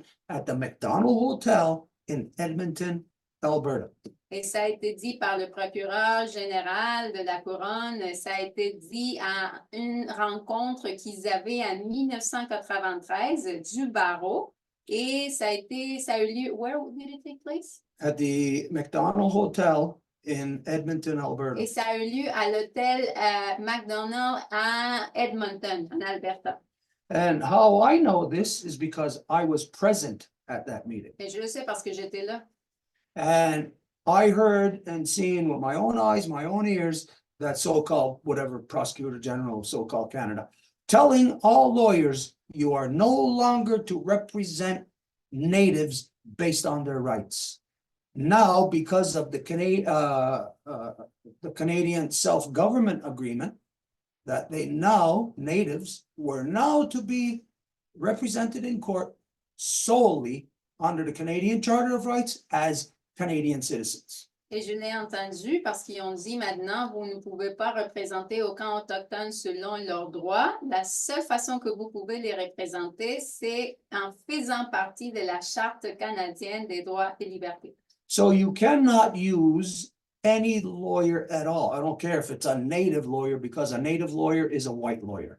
Donc, vous ne pouvez pas utiliser un avocat et ça fait rien s'il est autochtone ou pas, parce qu'en fait, s'il y a un avocat autochtone, ça veut dire qu'il n'est pas autochtone. And so any native who is a lawyer today in the here and now is bound by that directive back in 1993. Et donc, n'importe quel autochtone qui serait avocat, qui essaye de défendre les autochtones selon leurs droits, ben, il ne peut pas parce qu'il est lié à cette direction qui a été donnée en 1993. So that person who thinks they're native, but went to the white man's law school to learn white man's laws, swore their allegiance to their king under the Canadian Bar Association, they still want to believe that they're natives, but they are not, because they have pledged their allegiance to our systemic racial colonial genocide. Donc, cet autochtone qui est devenu avocat parce qu'il croyait qu'il allait défendre les autochtones selon leurs droits, ben, il ne peut pas parce que quand il est devenu avocat et qu'il fallait qu'il fasse partie du barreau, ben, il a dû jurer son allégeance à l'époque à la reine, maintenant au roi. Et en ce faisant, ils peuvent juste défendre des gens qui vont entrer sous ces lois coloniales-là. So any native that is a lawyer in accordance with the Canadian Bar Association, they are enemy to native people. Donc, n'importe quel autochtone qui est un avocat sous le barreau, ben, ils deviennent des ennemis de leur propre peuple. They can swear up and down all they want that, oh, they're native and they're fighting for our rights.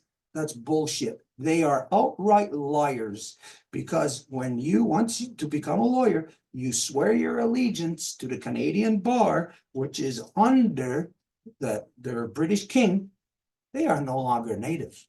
They are subjects of their British king. Et ils peuvent dire n'importe quoi, ils peuvent dire non, c'est pas vrai, on est des autochtones et c'est pour ça qu'on défend les autochtones, mais il n'y a pas question parce que dès qu'ils sont devenus des avocats qui ont juré au barreau selon la reine ou le roi qu'ils allaient défendre les gens dans leur loi, ben alors ils sont juste des menteurs qui disent oui, on défend les autochtones, mais ils peuvent tout simplement pas. So you are not to use any lawyers whatsoever.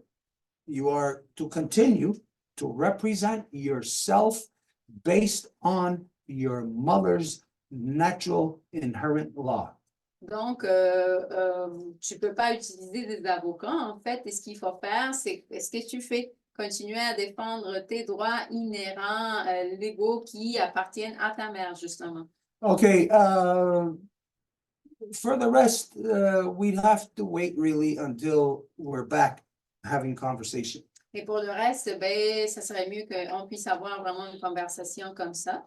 But I will tell you this, or I will propose this as to how we can help you. Mais je vais te dire comment que nous pourrions t'aider. Quite simply, just by disseminating your information. So the more information that you send us about your case, the more that we can put that out and represent that when we're in circumstances to do so. Et donc, ça va être l'échange de l'information et on va te dire quand que les circonstances vont être, quand les circonstances vont être propices, on va pouvoir comme échanger plus profondément. And to assist you, it is basically within an information campaign now. Et donc, pour t'aider, ben, il faudrait qu'on organise vraiment comme une campagne d'information. So for this is what we require of you. Et pour ça, on aurait besoin de quelques petites informations de ta part. We would need a picture of you standing there, outside,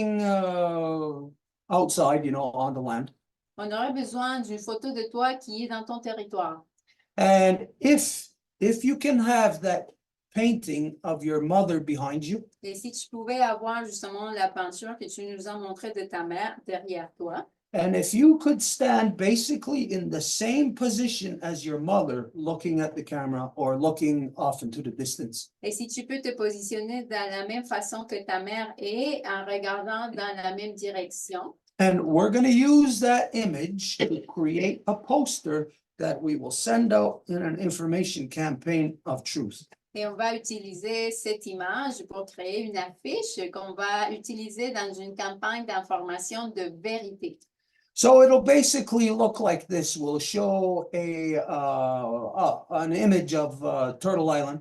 Et donc, ça va être une image de l'île de la Tortue, de tout le continent. And then we'll put the picture of you right there in Innu territory. Et on va mettre ta photo dans le territoire Innu. And there'll be a short thumbnail under your picture, Et il va y avoir une petite description sous ta photo, identifying who you are en disant quitter within Innu territory, dans le territoire Innu, and that you are an original person standing, fighting for the land within original law. et que tu es un peuple originaire qui est debout en défendant son territoire au sein de sa loi originelle, Against the Plan North corruption of the province of so-called Quebec. à l'encontre de la corruption du plan Nord de la soi-disant province du Québec. And then it'll say in the court case, and we'll put the whatever that's called, the docket number, you know, the number information identifying your court case. Et il va y avoir aussi le numéro de folio du cas de la cour. And we will share this in information campaign. Et on va le partager dans cette campagne d'information-là. We'll share it in our reconstitution of the eagle and the condor when we are communicating with the peoples of the South.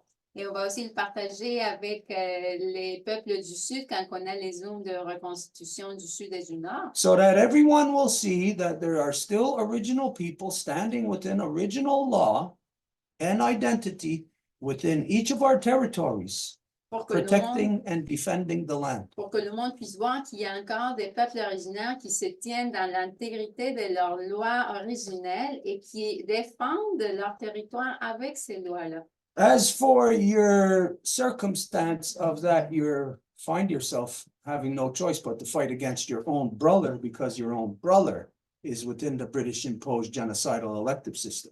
Par rapport à ce que tu racontes, que même au sein de ta famille, tu dois te battre contre eux parce que ton frère fait partie du système de bande à Shefferville. I found myself in that position at one time also. Moi, j'ai été déjà dans cette situation-là aussi. My brother joined the sellouts within the British imposed genocidal elective system back in the year 2000. Mon frère s'est joint aussi aux vendus traîtres du système de bande en 2007. And he was in there, I don't know how long, 2 years, 4 years, something like that. Et je ne sais pas combien de temps il a été là, 2 ou 4 ans. But I never actually was engaged against him in anything. But the mere fact that he's in the ban system means he was against me on everything. Et j'ai jamais été en confrontation directe avec lui sur quoi que ce soit, mais juste le fait qu'il était dans le système de bande impliqué, qu'il était en confrontation avec moi en tout temps. And even if he wasn't, even if he said that he was supporting me in whatever would happen, Et même si ce n'était pas le cas, puis il disait qu'il m'appuyait sur X ou Y, the fact is, as you know, that we cannot trust anybody who has joined the white man's genocidal elected ban system. le fait, c'est que, comme tu le sais, nous ne pouvons pas faire confiance à quelqu'un qui s'est joint au système de bande. They are all liars on every level. Parce qu'ils vont être tous des menteurs à tous les niveaux. The mere fact, like as you see, that here is one person trying to claim that they represent everybody. The ass-kissing sellouts here within the Ganawagi ban system do the same thing. They claim to represent everybody. Comme tu as dit, ce gars Pinette qui est sorti en disant « Ah, ben moi, je représente tous les Inuits. » Ben, le système de bande ici à Ganawagi fait la même chose. Ils sortent en disant « Nous représentons tout Ganawagi. » Now, what native would ever claim something like that? Et quel autochtone oserait réclamer qu'il représente tout le monde?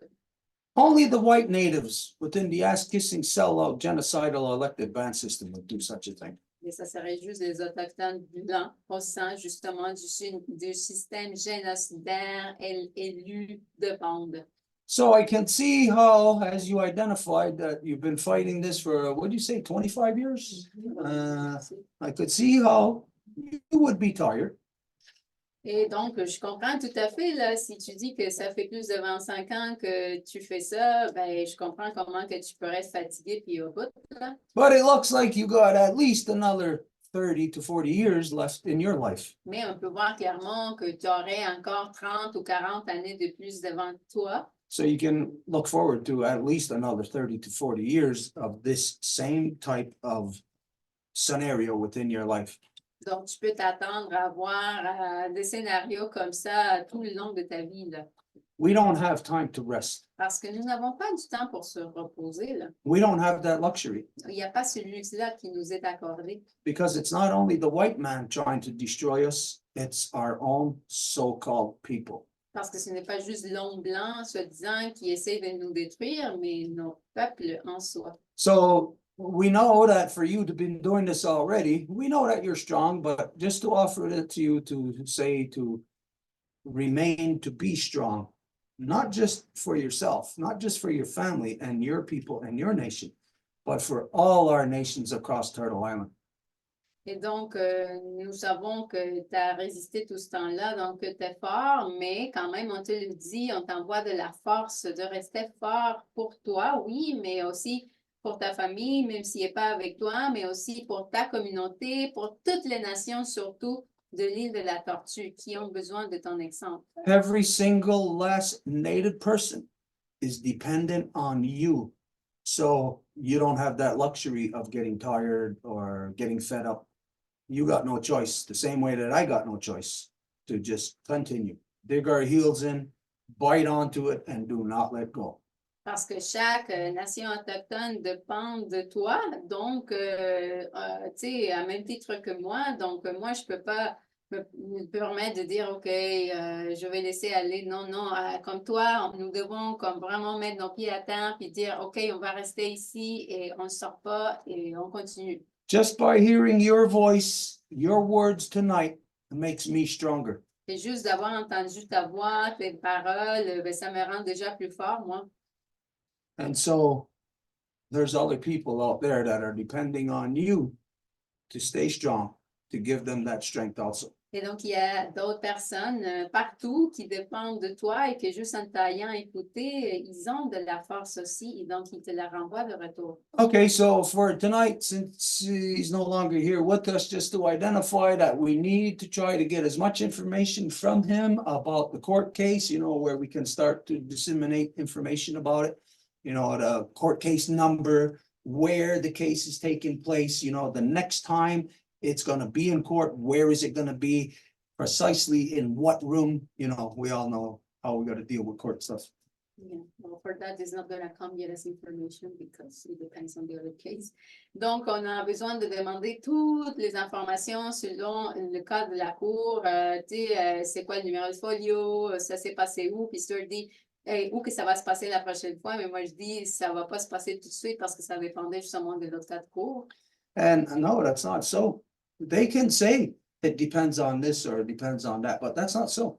Mais Sir dit, mais c'est pas vrai parce que c'est eux qui peuvent dire ça va dépendre de ci, ça va dépendre de ça, mais ce n'est pas nécessairement du tout le cas comme ça. As we see in our own court cases, that if you are standing within identity and original law, to hell with their laws, to hell with their system. We don't give a good goddamn about anything what their system says. Their system is illegal. It is systemic racial genocide.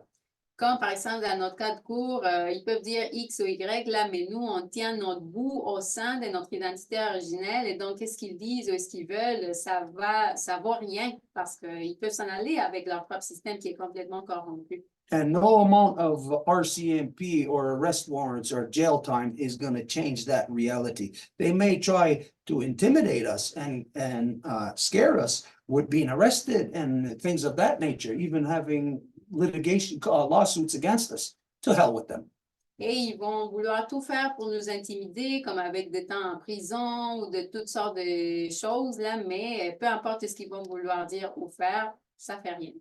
Okay, so we really can't go any further with this tonight, since, like I said, since he's no longer with us, we can only imagine that where he's at, we know that he doesn't get good what do you call it, good signal, you know, like for internet, so it's possible that this is what has happened. So we know that at some other point in the future, maybe this Saturday, maybe next Wednesday, he'll be back to continue this conversation. Et donc, pour l'instant, sans qu'il soit là, c'est un peu plus compliqué d'avoir une interaction. Donc, juste pour qu'on sache qu'il va pouvoir visionner ça et que peut-être samedi ou mercredi prochain, il va pouvoir revenir pour qu'on continue avec le dialogue. Okay, I see that a couple of people had their hands up. I don't know if you've had questions directly for him or if you wanted to address this issue. But if that's the case, if you got your hand up to address this issue, then we'll go to you now. I mean, like we said, it's limited to really what can be addressed now, but if that's what it is, if it's not about that, then we're gonna hold off on whatever it is that the two people have to address. Et là, je vois qu'il y a un couple de personnes qui a levé leur main. Je ne sais pas si c'est en relation justement à ce cas-ci. Ben, si c'est ça, on ne va pas pouvoir avoir l'interaction avec lui, mais on peut quand même l'aborder. Et si ce n'est pas sur ce sujet-là, ben, on va le laisser pour après. Or am I seeing three people with their hand up now? There's Lucy that wants to address this. There's Susan that has an emergency report for us, and there's Matthew from Saskatchewan that is about the rematriation of the land that is there also. So I'll let you speak first. Okay, let's deal with it like this. Susan, when you say emergency, if you think that this needs to go out right now, then okay, we'll go to you right now. If not, we'll go first to Lucy and then to you. Donc, Suzanne, si tu crois que c'est une urgence, à quel degré que tu le vois? Si c'est urgent, on va aller avec toi et après avec Lucie. Sinon, on va aller avec Lucie et après avec toi.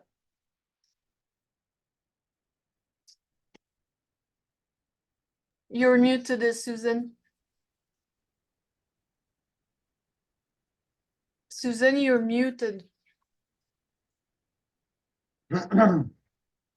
Muted, Susan.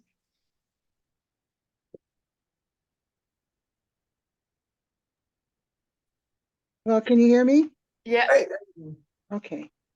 At the request of Burdell Bourdon, she wanted me to tell you immediately that as we speak, the house that Andy and Laura have been staying in Colorado is currently fully engulfed in flames.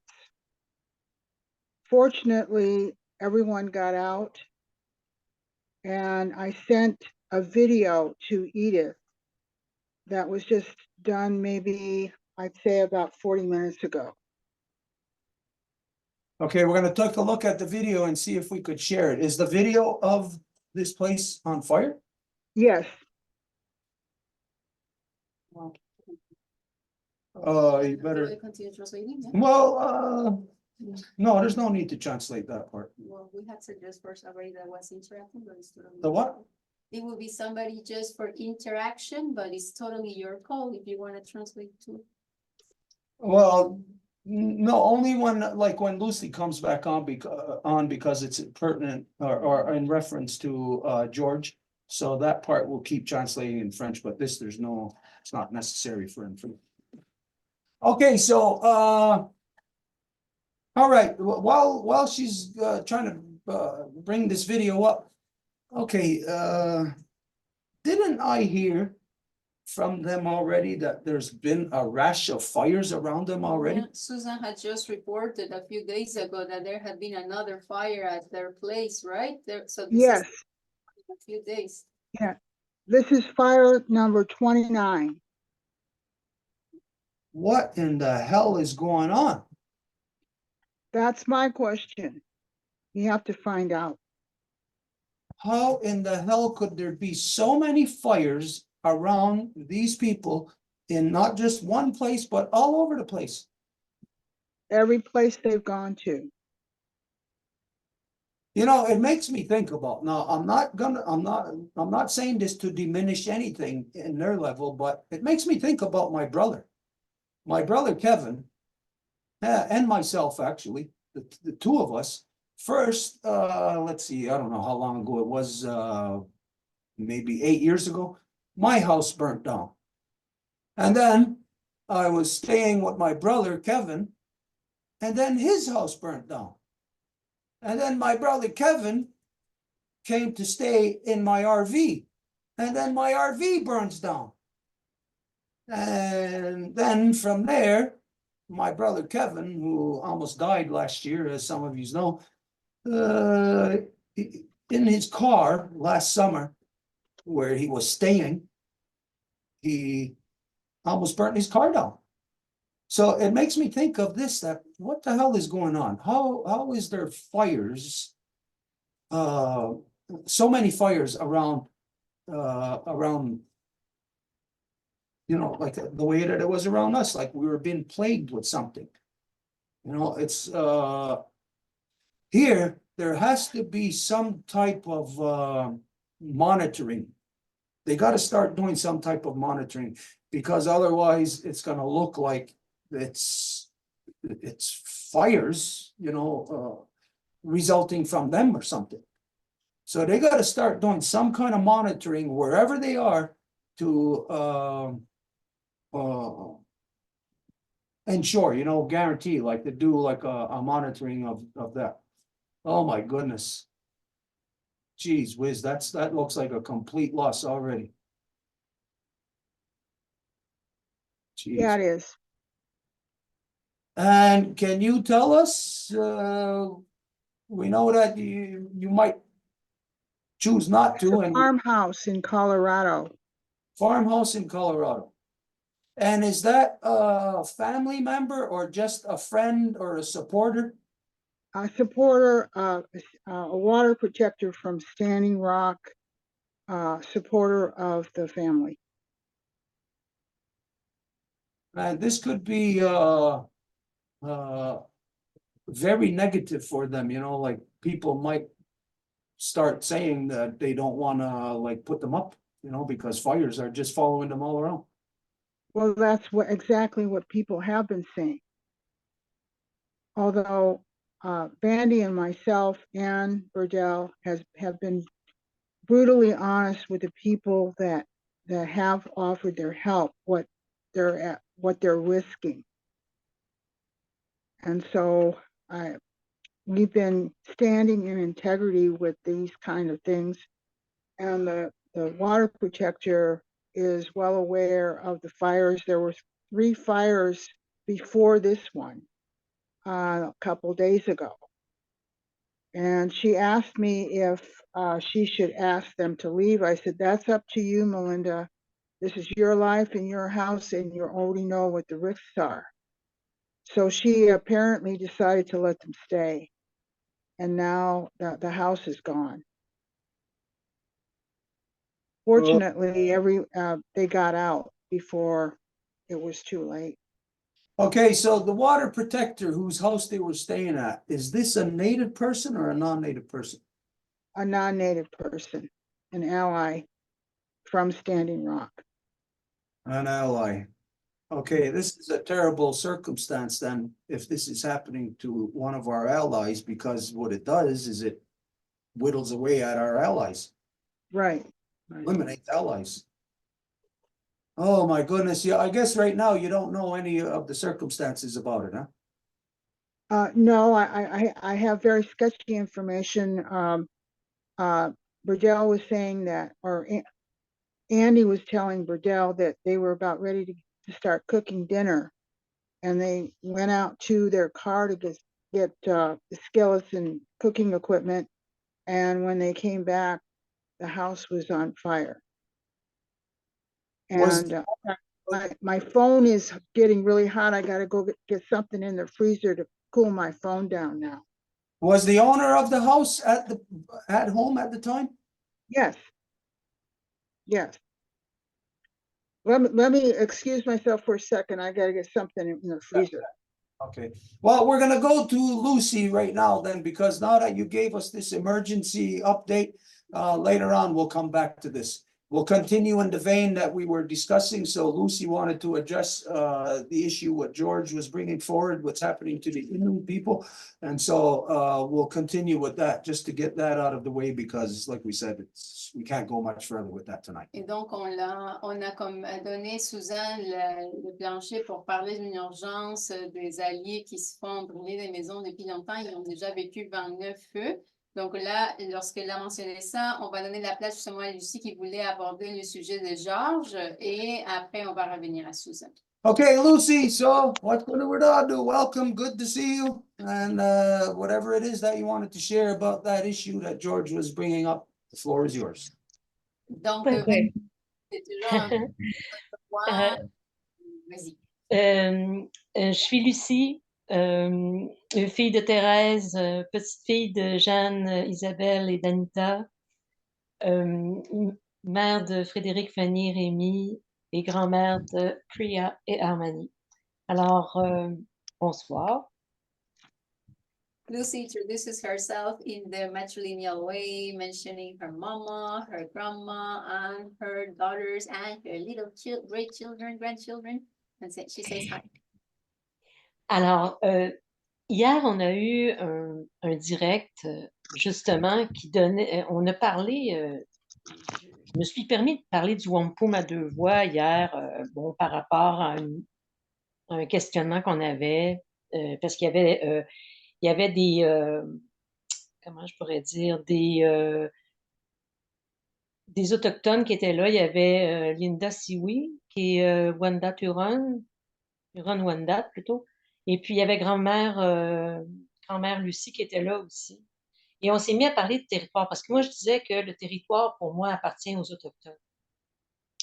Et il y avait un avocat qui était là, qui a bien dit que les Autochtones étaient des occupants du territoire. Et les occupants du territoire, c'est eux qui ont le droit sur le territoire. Par contre, il faut qu'ils occupent le territoire. Et c'est pour ça qu'ils font tout pour faire fuir les gens de leur territoire. C'est pour s'accaparer du territoire. Comprenez? So C'est pour ça que je voulais faire une intervention. Yesterday, I was in a circle with people talking about stuff, and I was compelled to have to talk about the Turo Wampum. In this gathering, there was Linda Siwi, that is a Huron Wendat. There was also grandmother Lucie, that you know from Elixir. And we were talking about issues of territory, and there was a lawyer that was saying that yes, because for me, it's like the territory belongs to you, the native people. And this lawyer, what he was saying it was something about like, well, the native people occupy the territory. And if they are occupying the territory, yes, they have the legal right to be the owners of the land. But if you are not occupying the territory, you cannot legally own the land. So that's how they use that strategy to chase away all of the different native peoples from their lands, so that then can be stolen by them. Et aussi, je ne sais pas si tu te souviens qu'est-ce qu'il a dit. Il a dit, ils ont mis de la machinerie et après, ils nous ont dit de s'en aller. Alors, en mettant la machinerie, ils occupaient le territoire. Tu comprends? And I don't know if Alors, you remember, George said that, like they arrived with machines, and then they told us, you go. So that's how they start occupying the territory. You get it? It's like now they are occupying it. You're not there anymore. so you have to. Faut vraiment qu'ils retournent. Il faut que les gens occupent les territoires, que les Autochtones retournent dans leurs territoires ancestraux pour dire qu'ils reprennent. Parce que dans le fond, là, il faut pas leur laisser. Ça serait une manière, moi je pense, c'est peut-être pas ça, mais il me semble que ça serait une manière de retrouver leur terre. Puis j'imagine qu'à l'époque, quand ils les ont mis dans les réserves, ça devait être pour les mêmes raisons. Mais moi, quand il a dit ça, puis il a bien dit, on a un enregistrement, peut-être que je pourrais le faire parvenir, soit à toi, Marie-Claude, ou je ne sais pas à qui. Je pourrais juste, à un moment donné, vous allez voir, on en parle, et puis il explique très bien l'avocat, qu'est-ce qu'il y en est. So for me, you will have to go back to live in the territory, because actually the more I give a reflection upon it, that's actually what they did with the reserves, you know, it's like they hunted you out of the territories, you would go to the reserves, and that's the way they could go and use it or own it afterwards. And so for me, it's like if you went back to occupy the territories, it will give you also a sense of like a different identity to go back to your actual lands. So there's a recording that I have of the meeting yesterday, so maybe I can send it to you, to Marie-Claude, or to whoever, so we can, you can play it. But it's just like interesting to hear these discussions, you know, and know what's in the minds. Parce qu'ils ont plusieurs tours dans leur poche, hein, pour dévier, hein, en fait, même le fait qu'ils aient fait s'en aller, s'il y a une preuve de ça, ils l'occupaient quand même, le territoire, au moment où ils sont arrivés. Je crois qu'il y a quelque chose à faire là. C'est ça que je veux dire. Tu as une preuve que c'était la grand-mère qui était là, ou une telle famille, puis qu'ils ont fait fuir parce qu'ils avaient mis de la machinerie. Ben, ils l'occupaient avant la machinerie. Je pense que c'est ça qu'à un moment donné, il va falloir faire par rapport à regagner les droits ancestraux. Enfin, c'est une idée, hein?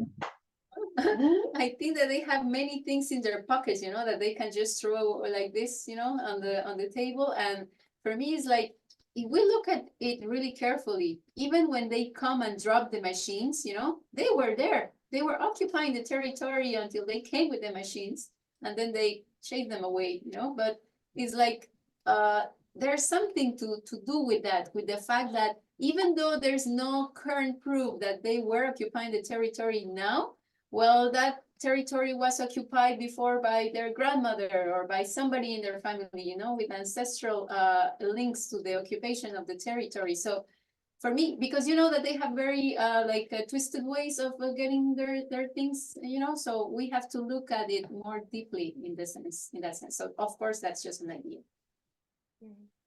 Looking at it more deeply, this is a key area that you just bring to everyone's attention. Alors oui, le fait de regarder plus attentivement la profondeur, là, ça c'est quelque chose de fondamental que tu nous présentes en ce moment. It tells me that what we gotta do is the equal opposite to the white man's corruption. Et ça nous dit que ce que nous devons faire, c'est complètement l'exactement opposé que la corruption de l'homme blanc. So George and his family will have to start making people their representatives within that territory. Donc, Georges et sa famille, ils vont devoir commencer à faire qu'ils soient les représentants de ces territoires-là. So this is like the same way they placed Indian agents here in each community, that George and his family gives authority to this person to be an agent to represent them upon their land within this territory, and then this other person the same right, until you have people spread out all along the land who are agents for them, representing the Innu nation. Un peu comme établi leurs agents indiens, là, après ils étaient comme des piliers pour amener plus de gens. Donc, à même titre, George et sa famille pourraient dire, OK, on va donner à cet individu le droit de représenter la famille Mackenzie dans ce territoire-là et occuper le territoire de façon traditionnelle, par exemple. And that can be native or non-native people. Et ça pourrait être des Autochtones ou des non-Autochtones. Actually, the ones who would be best suited to fill that role would be non-native people, because they're spread out all over the place, all throughout our territories. So while they're in our territories anyways, all we do is quite simply give them or create the relationship of them being agents for us. Et en fait, ça serait mieux que ce soit des non-autochtones parce qu'ils sont déjà partout dans le territoire et ça donnerait justement la relation adéquate dans le sens que ils seraient des agents pour nous, les Autochtones. Okay, so everybody just keep this in mind, that at some point in the future, very near future, we have to start working on a document that would fill that niche that never existed before. Donc, tout le monde, qu'on garde ça à l'esprit là, pour qu'on puisse composer un document très bientôt pour adresser ça à quoi personne n'a pensé avant. And of course, this is something I didn't get to identify to George earlier, is that they're going to have to start claiming two-row wampum. Et c'est quelque chose que je n'ai pas eu le temps de dire à Georges, mais il va falloir qu'il commence à utiliser le Wampum à deux voix. Because the Innu do not have a treaty of their own. Parce que les Inuits n'ont pas un traité à leur guise, pas à leur traité, admettons. And even all the people across so-called Canada who claim to have treaties, you know, the numbered treaties, those are not treaties. Those are business arrangements. They're not treaties. Et même toutes les nations qui disent que oui, ils ont des traités, ben ce n'est pas des traités parce qu'ils ont des numéros 1, 2, 3, puis ça, c'est juste des négociations commerciales par la suite. So they also, everyone across Turtle Island, north and south, has to start claiming Degani Diahade, two-row wampum. Everybody's claiming white man's laws whenever they're fighting some kind of land claim or something. They use white man's laws. What in the hell is wrong with our own people? Our own people are our own demise. Et tout le monde devrait commencer à faire ça du sud au nord, dans le sens qu'aujourd'hui, les Autochtones vont aller utiliser des lois non autochtones pour essayer de trouver des revendications. Mais c'est qui va utiliser des lois des colonisateurs au lieu de leurs lois? Donc, c'est comme ça que peut-être on se rend compte qu'ils vont faire qu'ils vont utiliser, en fait, être le piège de leur propre peuple en faisant ça. Yeah, okay, so Lucy, Nyawagoa, thank you very much. Merci beaucoup for bringing this to our attention. Donc, merci beaucoup, Lucie, d'avoir amené ça à notre attention. Because it makes us a new tool at our disposal. Parce que ça nous fait voir un nouvel outil. C'est justement hier dans la réunion, quand j'ai amené, il parlait, bon, de légalement et tout ça, puis l'avocat parlait de la reine Victoria, alors j'en ai profité pour parler du Wampum à deux voix. Je dis, écoutez, il y a un traité, le Wampum à deux voix, qui est encore valide, et on est là en train de parler de lois qui viennent après.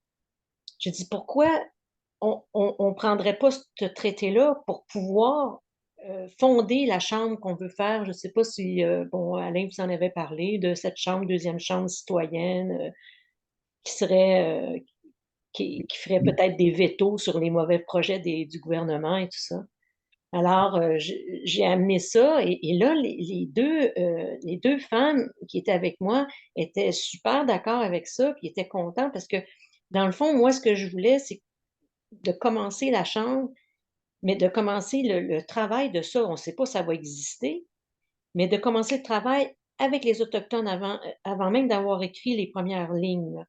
Et là, c'est ce qu'on a fait. On a appelé, ben, ces deux femmes-là, c'est pas moi qui les ai emmenées, c'est Alain. Puis moi, je voulais amener Marie-Claude, mais on était trop juste. Tu sais, c'était comme, je l'ai su comme la semaine passée. J'ai dit, bon, je vais envoyer, je savais qu'on était pour enregistrer, j'ai dit, je vais envoyer l'enregistrement à Marie-Claude. On va avoir d'autres rencontres. Si jamais vous êtes intéressé en tant que donneuse de vie de venir pour pouvoir justement initier, parce que moi, ce que j'ai proposé, c'est qu'au moins qu'il y ait un représentant par nation. C'est-à-dire, il y a 11 nations, qu'il y aurait au moins un représentant par nation autochtone. Puis après, on va voir qui d'autre, là. Ça peut être des Québécois, de différentes nationalités qu'il y a au Québec.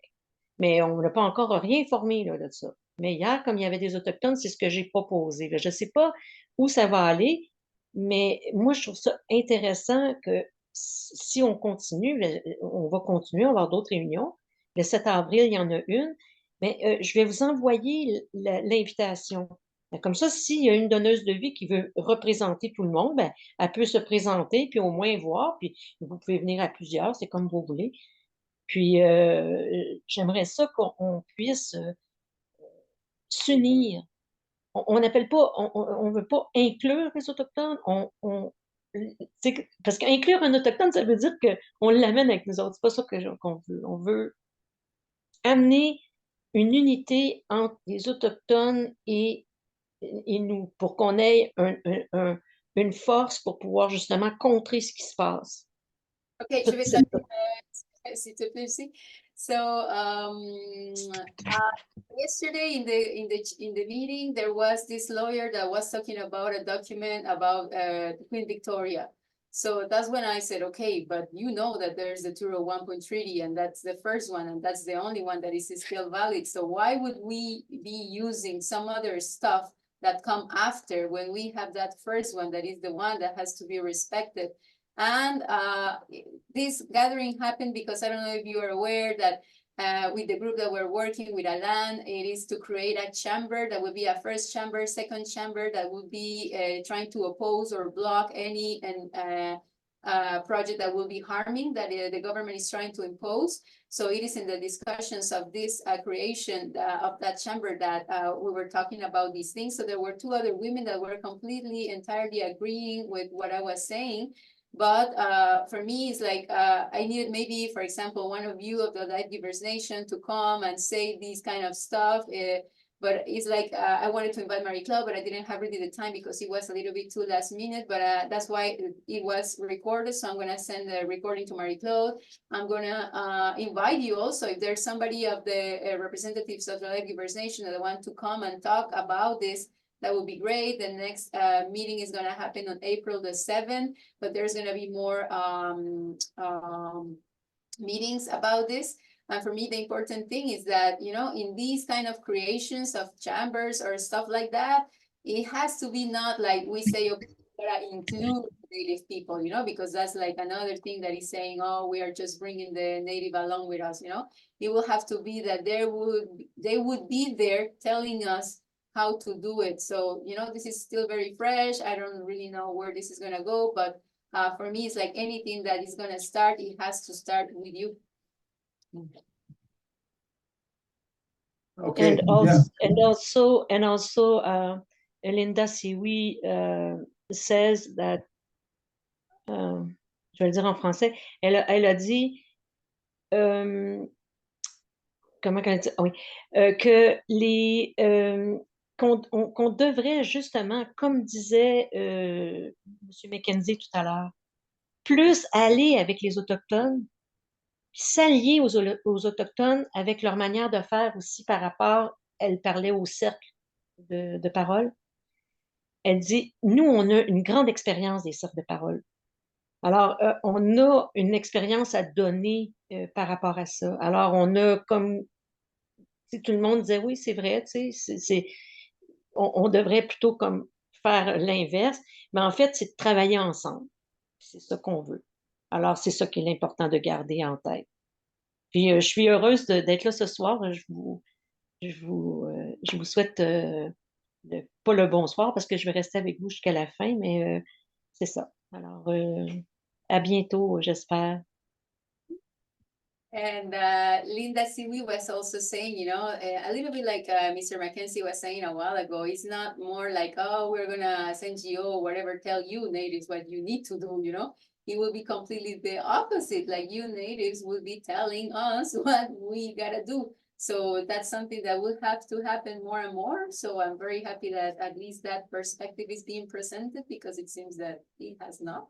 So just for me, I'm very happy to be here tonight, and I'm going to tell you a big good evening. Not that I'm leaving, I'm going to still stay here listening to you, but just that we are talking right now, and thank you very much. Yeah, we'll go. Yeah, Mercy.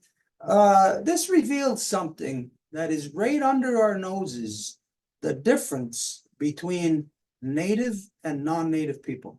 Et ça révèle quelque chose qui est comme là, direct sous mon nez, là, qui est la différence justement entre les Autochtones et les non-Autochtones. As you see that whenever something attacks the native people automatically organize. We automatically stand. We automatically do something. There's an energy designed to address head on the thing that is opposing us. Comme vous le voyez, quand il y a quelque chose qui va confronter les Autochtones, ben, on va tout de suite s'organiser, on va aller direct confronter cette énergie qui nous attaque. Look at when there was this issue with the pipeline out west in BC.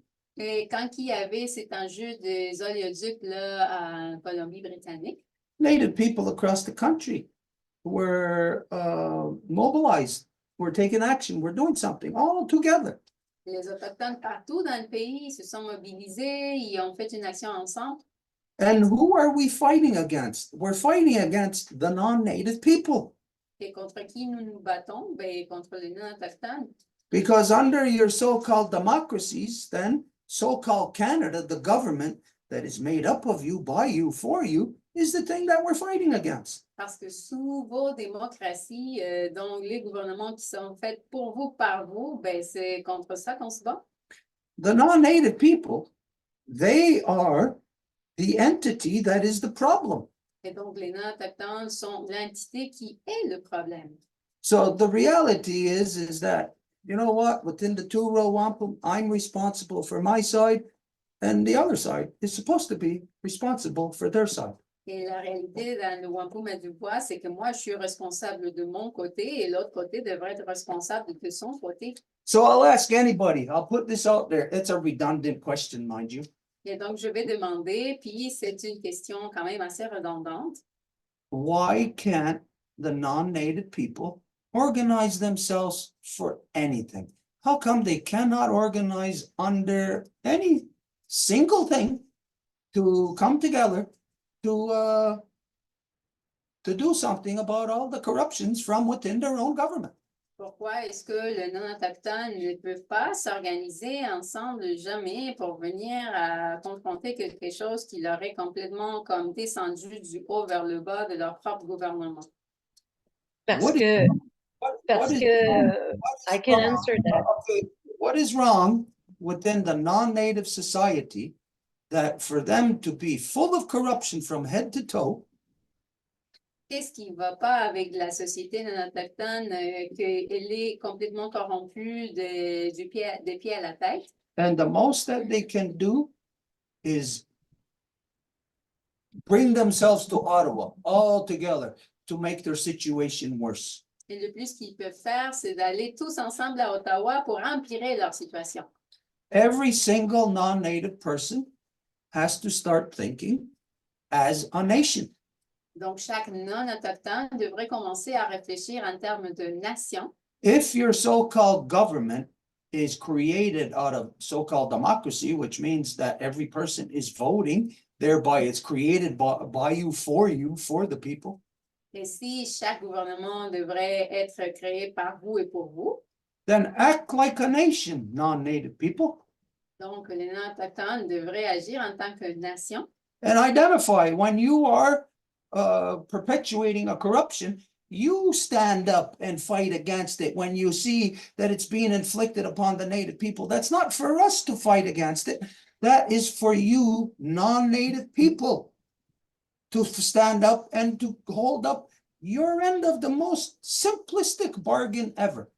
Et identifier, par exemple, quand il y a un enjeu qui touche les peuples autochtones, comme ça, un oléoduc, une mine, quelque chose, mais ça ne devrait pas être les Autochtones qui vont aller risquer leur vie, se mettre devant pour confronter ça, mais que ça devrait être vous, de votre côté, de tenir le coup de l'accord à la base le plus simple qui nous allie ensemble. Like I said, Lucy, it's a redundant question. It's not a question I'm putting out there for you to answer. It's redundant because we all know the answer.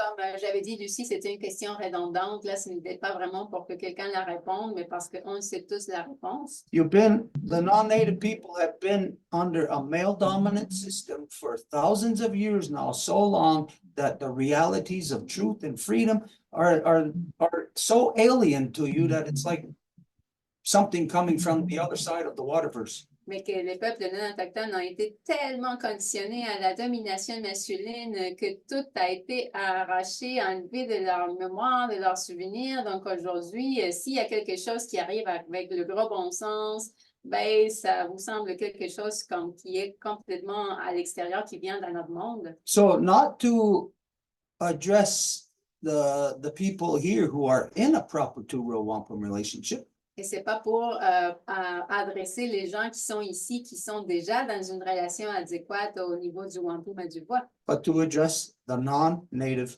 population. mais pour adresser le peuple non autochtone.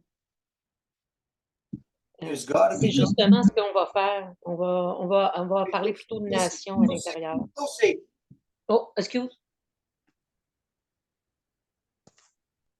I just reminded you, like I said, I didn't ask you that question. That was put out as a redundant question, not for you to answer.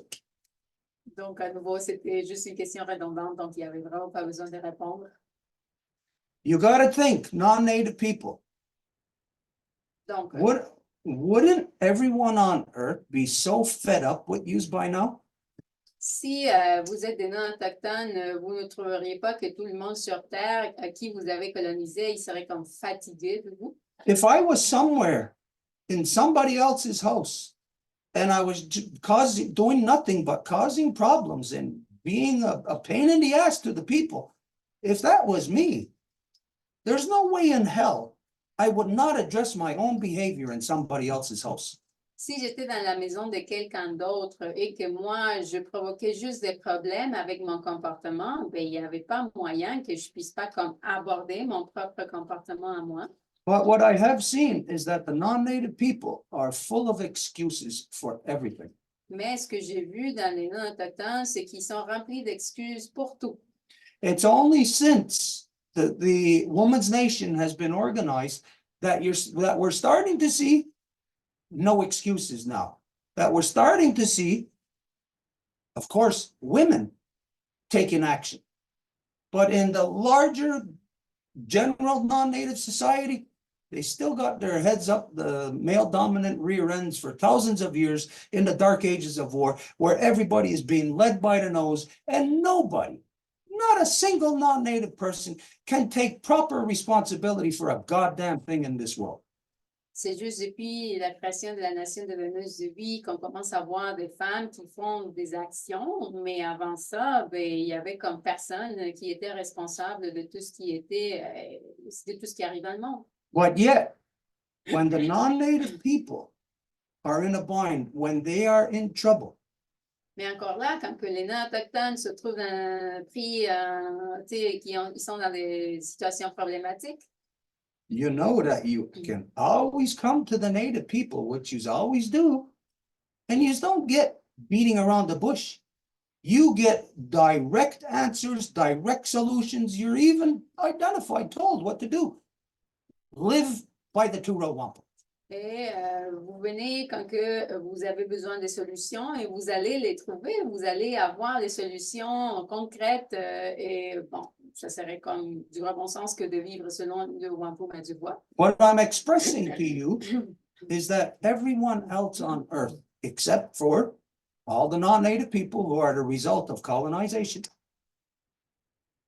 Ce que je veux dire, c'est que tout le monde, à l'exception des gens qui ont exercé la colonisation, have reached their limit with the non-native people. c'est tout le monde en a ras-le-bol avec les non-autochtones. The original peoples all over have had it with the non-natives, with the white people, with the Europeans. We've had it with you because we know that after 500 years, all we see is the same people doing the same things and doing the same corruption. And if it's not, but they don't know how to fix something, then we see the same excuses.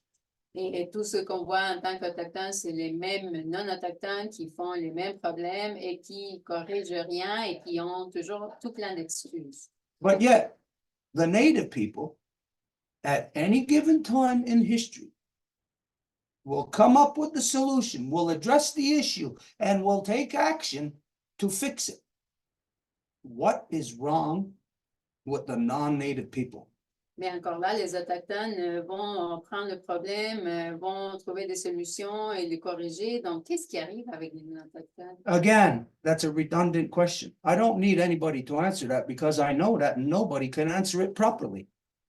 Et à nouveau, c'est une question redondante que je sais que personne ne peut vraiment répondre de façon adéquate. Because people who are stuck in a repeat process for thousands of years obviously do not know the answers to the problems that are plaguing them.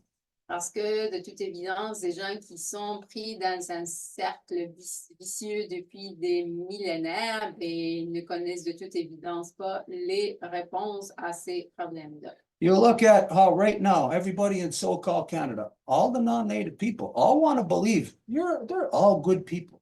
They're people of law, but yet all of their monies, all of their tax dollars are going to killing Palestinian children.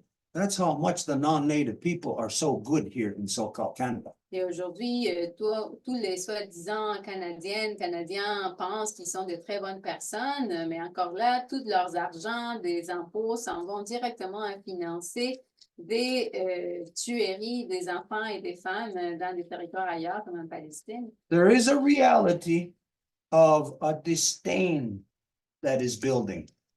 Et il y a une réalité d'un certain dédain qui est en train de se construire. And you know full well, all non-native people know that we are fully justified in having this disdain now for the non-native people.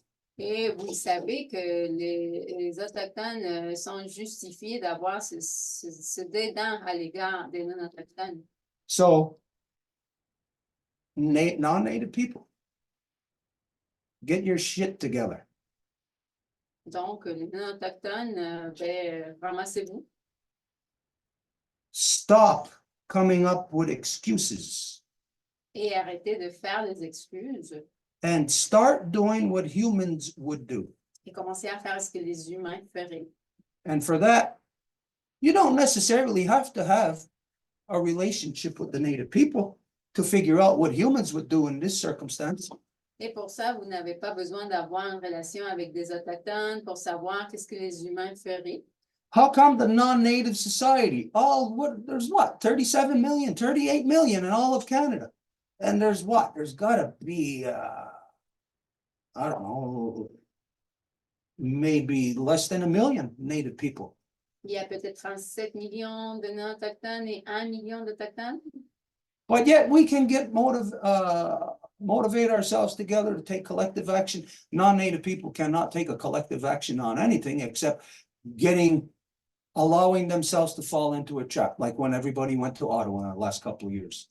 Mais nous, on peut s'organiser pour sortir de quelque chose alors que les non-autochtones se font traîner dans des pièges comme quand que tout le monde est allé à Ottawa. It's time for, in the non-native world, what you would call soul searching. Il est temps d'une espèce de recherche d'âme, hein, comme on dirait, là. Because if you want truth, if you want true real wampum truth in this world, then that means that you non-native people have to represent it. You have to get off your asses and start acting like humans. Parce que si vous voulez une vérité, ben, vous devez la représenter et agir en tant qu'humain. That means when you know that there is a court action such as what is happening upon George Mackenzie and his family and his people, it's not for him to be there fighting it. It's for you, non-native people, to go there and to fight your own court systems. Et ça veut dire que quand il y a un cas de cour comme celui de George Mackenzie, ben, ce n'est pas à lui de se battre pendant des années dans vos cours, mais que ça serait à vous d'aller le défendre et l'empêcher qu'il soit obligé d'aller dans vos cours. If the non-native people do not start taking these proper actions, Et si les non-autochtones ne commencent pas à faire ces actions adéquates, then there is an action that will happen upon you. alors il va y avoir une action qui va se produire sur vous. An action where it's not going to be a policeman having to come and like pull you over and write you a ticket or something like that. Une action qui va pas être comme un policier qui va vous mettre de côté et vous donner un ticket. But it'll just quite simply be an act of where non-native people will no longer be within the good graces of the native people of Turtle Island. Mais un acte comme quoi les non-autochtones ne vont plus avoir juste les bonnes relations avec les autochtones. Okay, so yeah, Nyawagoa Lucy for bringing this to our attention, because like we said, that one little issue, it leads into another thing, a big thing that we have to address. te remercie, Lucie, d'avoir amené ça parce que juste ça, ça amène à toute une autre discussion. Okay, so we have to move on. We got another issue of pressing importance, basically within the same, within the same vein. Et donc, nous devons continuer avec un autre sujet qui est pratiquement dans la même veine.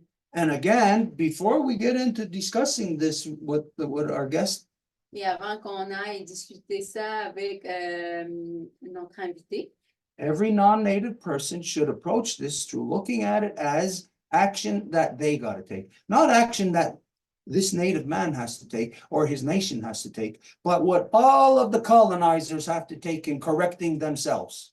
tous les non-autochtones devraient prendre note de ce que le jeune homme va faire et pas comme juste pour lui ou pour sa nation, mais tout ce que les non-autochtones devraient faire. Okay, so we got to move on. What's his name? The guest. His name is Matthew Marvin Michael Brandt. He is an executor for a small piece of land in Saskatchewan.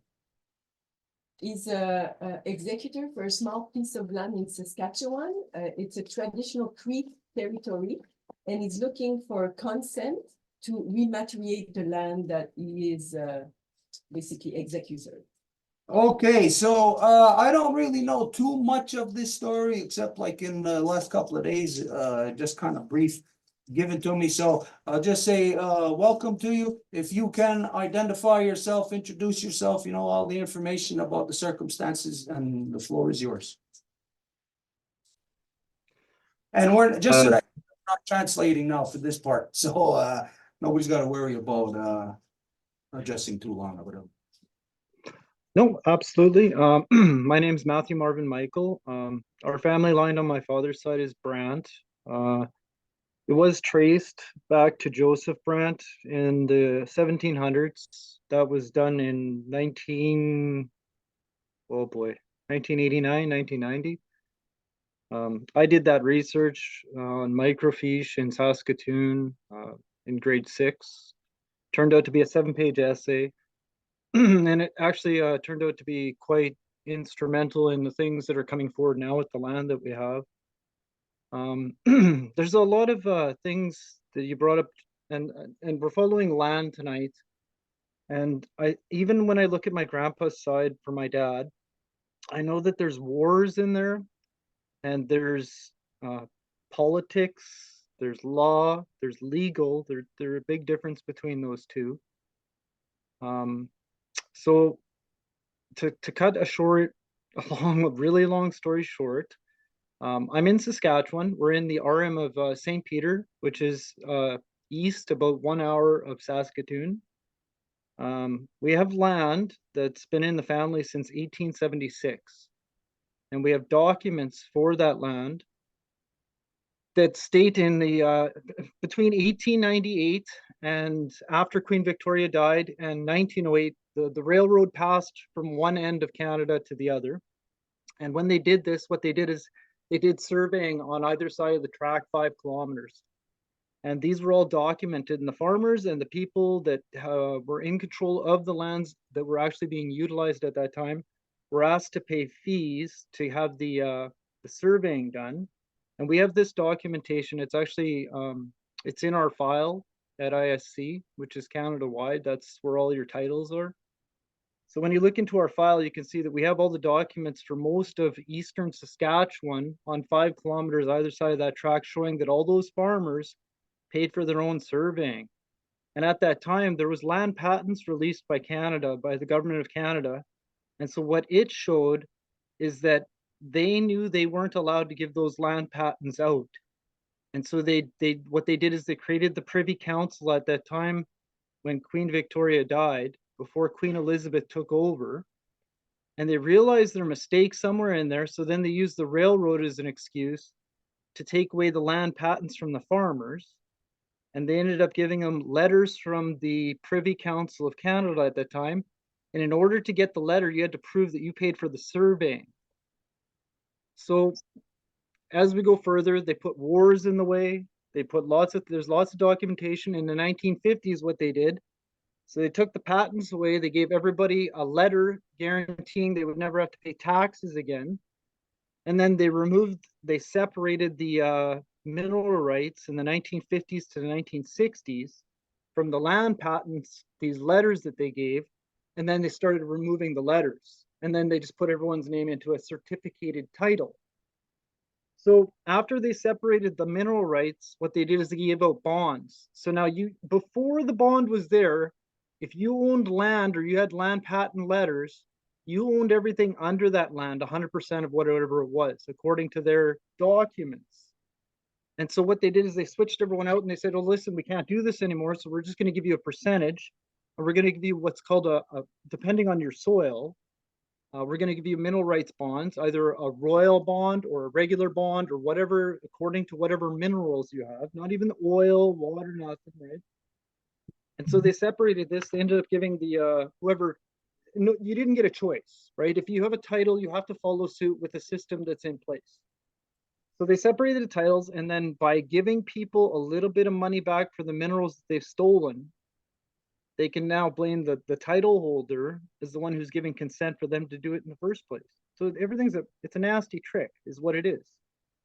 So we get into the 70s, and then what had happened is my grandfather on my mom's side, my mom's full German and my dad was full Mohawk, or Tayandanega.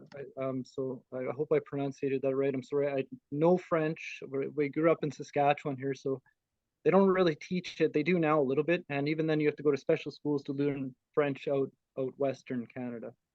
But in the 70s, they ended up stripping a bunch more stuff from the farmers and from everybody out here.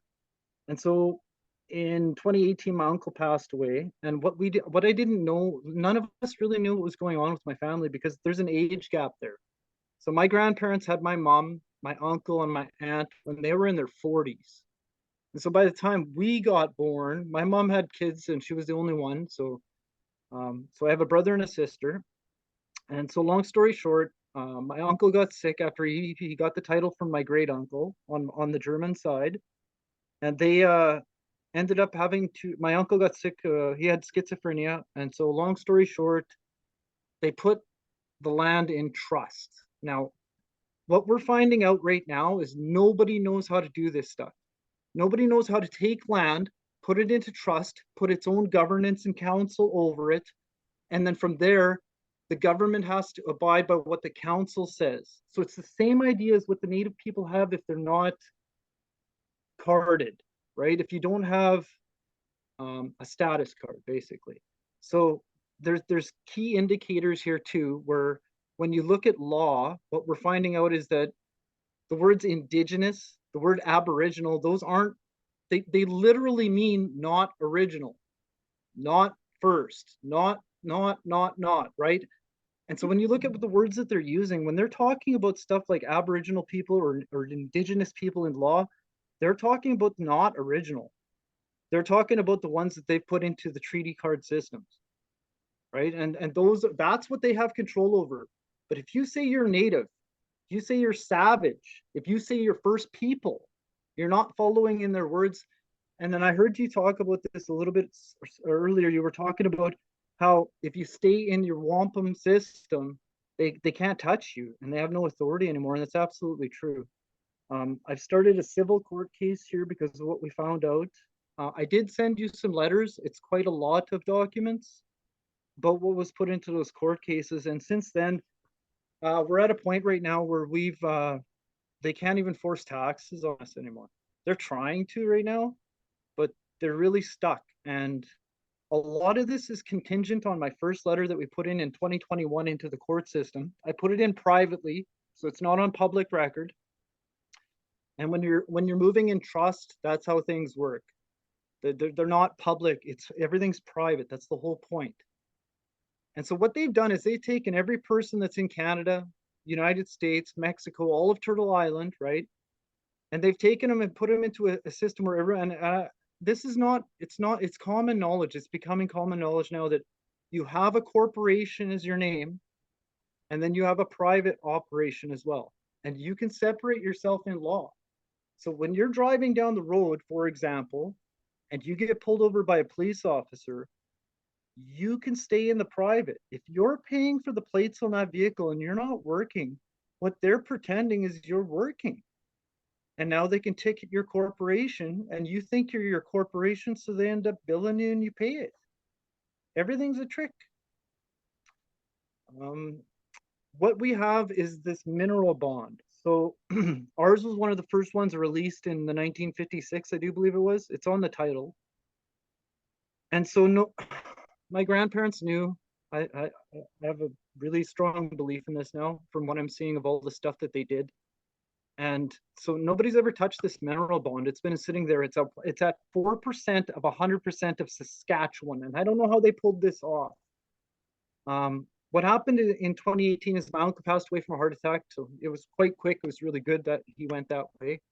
He suffered from schizophrenia his whole life. And so when he passed away, my mom had control of the land at the time, and she was sick as well before she passed away, and she was on welfare at the time. And so, long story short, she didn't pay the taxes, and nobody told us about this land. So we went on living our lives, and I brought my uncle in after my mom passed away because there's nobody else there. And so long story short, he passed away, and then about a year later, we get a letter from a lawyer saying that we owe $9,800. And me and my wife at the time, we were talking about this, and we were trying to figure out, like, how do we owe land taxes? Like, we never fall behind on our stuff. How? We started digging into it. We had the titles. We didn't realize what they said. We went to a lawyer, and this is where you start realizing all the problems, like you were just speaking about lawyers, and how if you let them represent you, it's absolutely true that they do. They do take you and put you into their system because that's all they're allowed to operate in. They can't operate in native laws. They can't. They can only work within their system. And to reinforce that even more, if the system goes in any way against its foundational documents, such as its constitution, they can't even deal with you anymore, and they just put your stuff aside, or they butt you out of the courts, or they find a mistake you made somewhere because you weren't using their lawyers. So what we found out in 2018 is that, long story short, is that we have this mineral bond there, and we don't. I'm the executor. I get the final say. I talked to my brother and sister quite a lot about this stuff, and we all agree that we'd like to give the mineral bond back to the people that should be deciding whether or not they want the land dug up.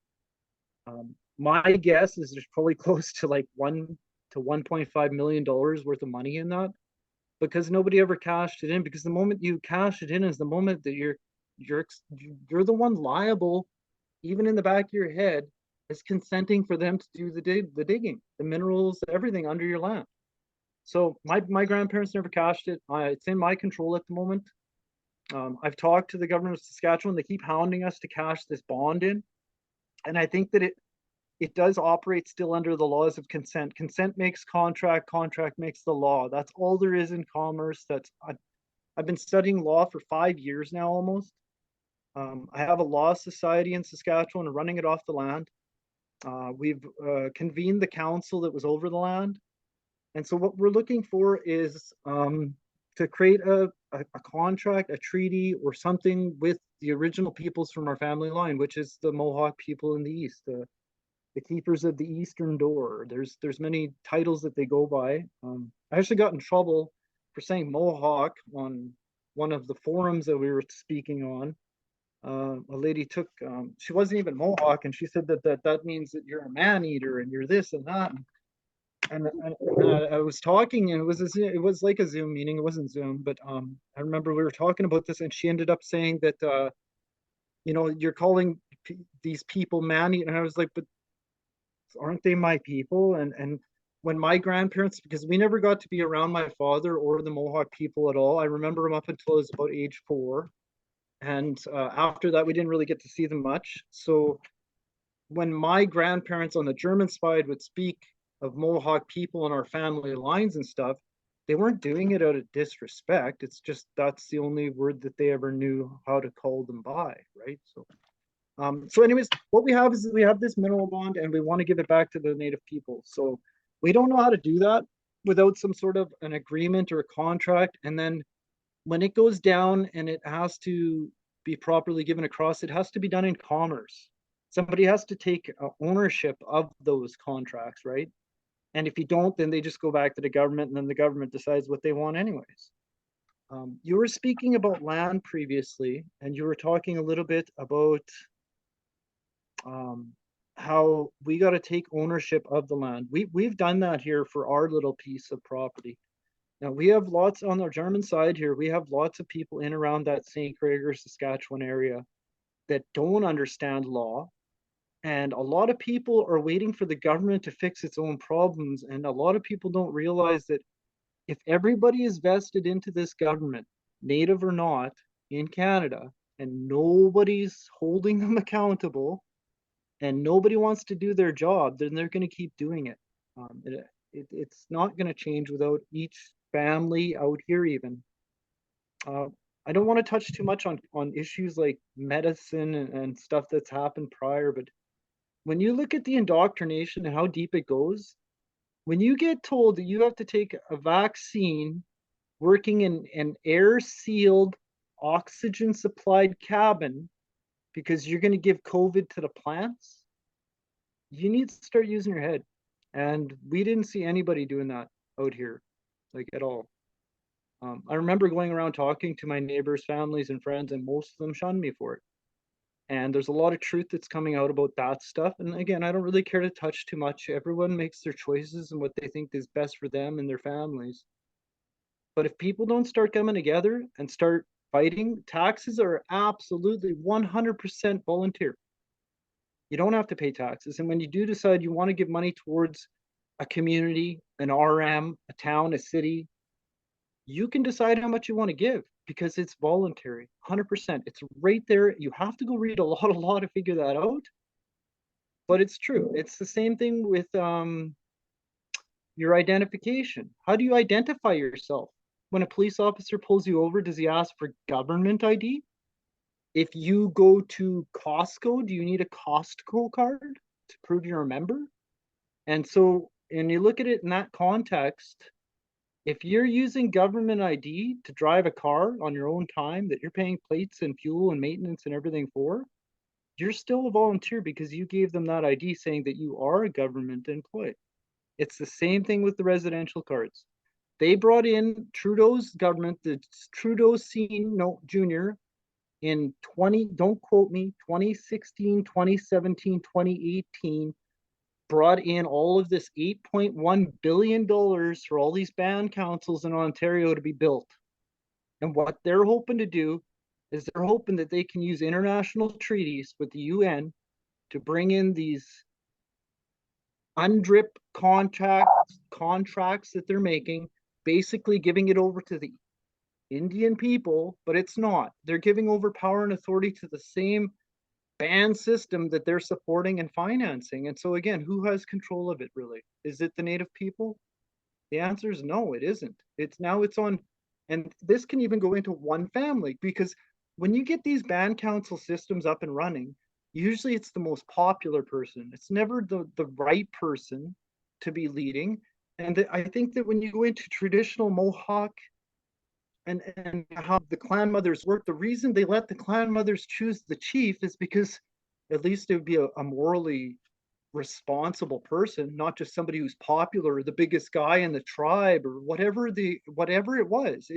It was, they chose the leaders that were going to be the smartest. And that's where we get a lot of historical Native leaders that are really smart. When you look through the 16, 17, 18, and 1900s, when you look through chronological and historical data on Native peoples, we have a lot of really strong Native people that are speaking out.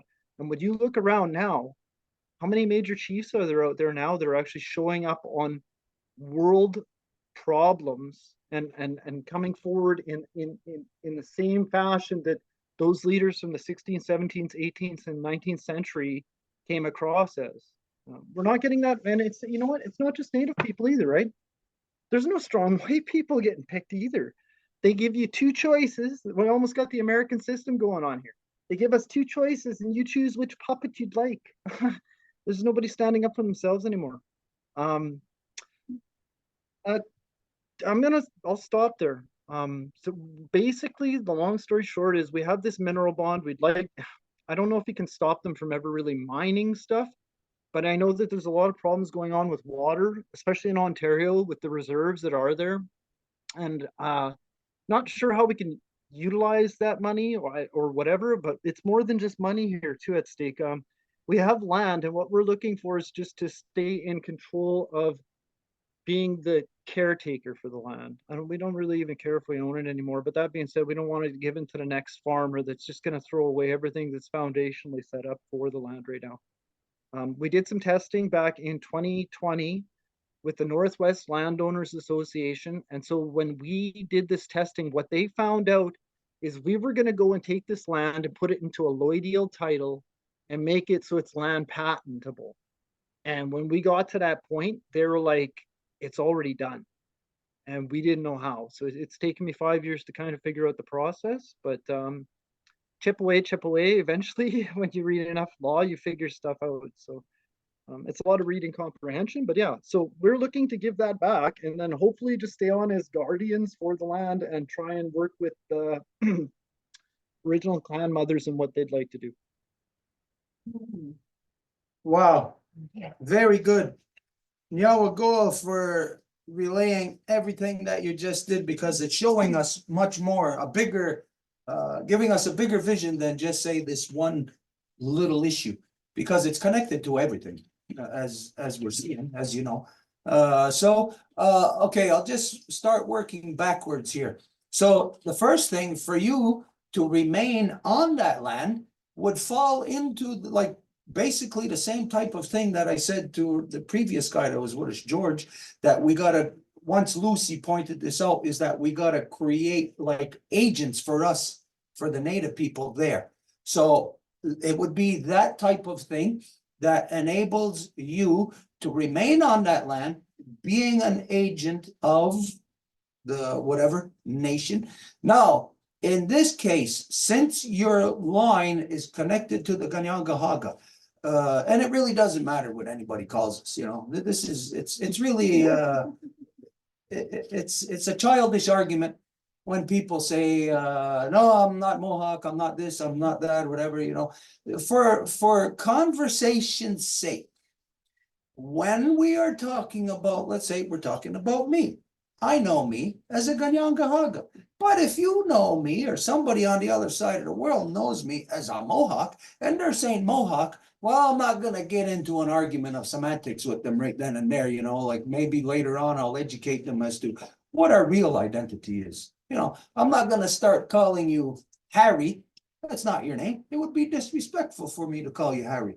You know, so in that sense, if we are talking about you, and all I know you as is as Harry, well then, for the conversation's sake, to get us to that point of where it can be corrected, until then, well, I got no problem with anybody calling me, referring to me as a Mohawk, referring to me as a native, referring to me as whatever. I am the original peoples of Turtle Island. And until the non-native people gain the respect, the integrity themselves, to know proper human relations, that you don't call Susie, eat it, you know, until the non-native people learn this, well, then that little issue, I'm not gonna really focus my time and energy on that. But from there, since your line is connected to the Ganyangahaga, then what the avenue of approach would be is through the Ganyangahaga, that we create the groundwork, the let's say like the documentation, the agreement that establishes you as that that agent type of thing. And mind you, you know, right now we're just saying, we're scratching the surface very lightly. So until we discuss it more and look at legal aspects, maybe we're going to come up with another title or whatever, you know, another reference. But for now, it's starting from this little point. So from this little point, we create from within the Ganyangahaga Traditional Council this relationship with you that would identify you again as that agent, and that since you are in that territory, then it is pending the nation that is within that territory. So then there would be an agreement or a council between us to establish that here is our agent for this land, and that you know, like to give the brief the historical rundown, and to say that basically you didn't say this, but I'll take it for granted that this is what you are representing. That you don't want the land to be touched, that you don't want it to be dug up, you don't want it to be destroyed the way that every other square inch of so-called Canada that they're giving themselves the right to destroy. So based on that, what I'm understanding from you is a complete protection of the land. Land, soil, the land beneath it, the air above it, and all that lives upon it. So then this would be a special council arrangement, agreement with the original peoples that are there. Now that we're there, we'll say that, well, trying to find traditional people, original people who are not band system, who are our identity, our law. Trying to find that out there. I think there's going to be a fat chance of that happening. Because myself, I did travel across the country in 2015. And I went to all the communities. Myself, my son walked there with an Innu woman and her son.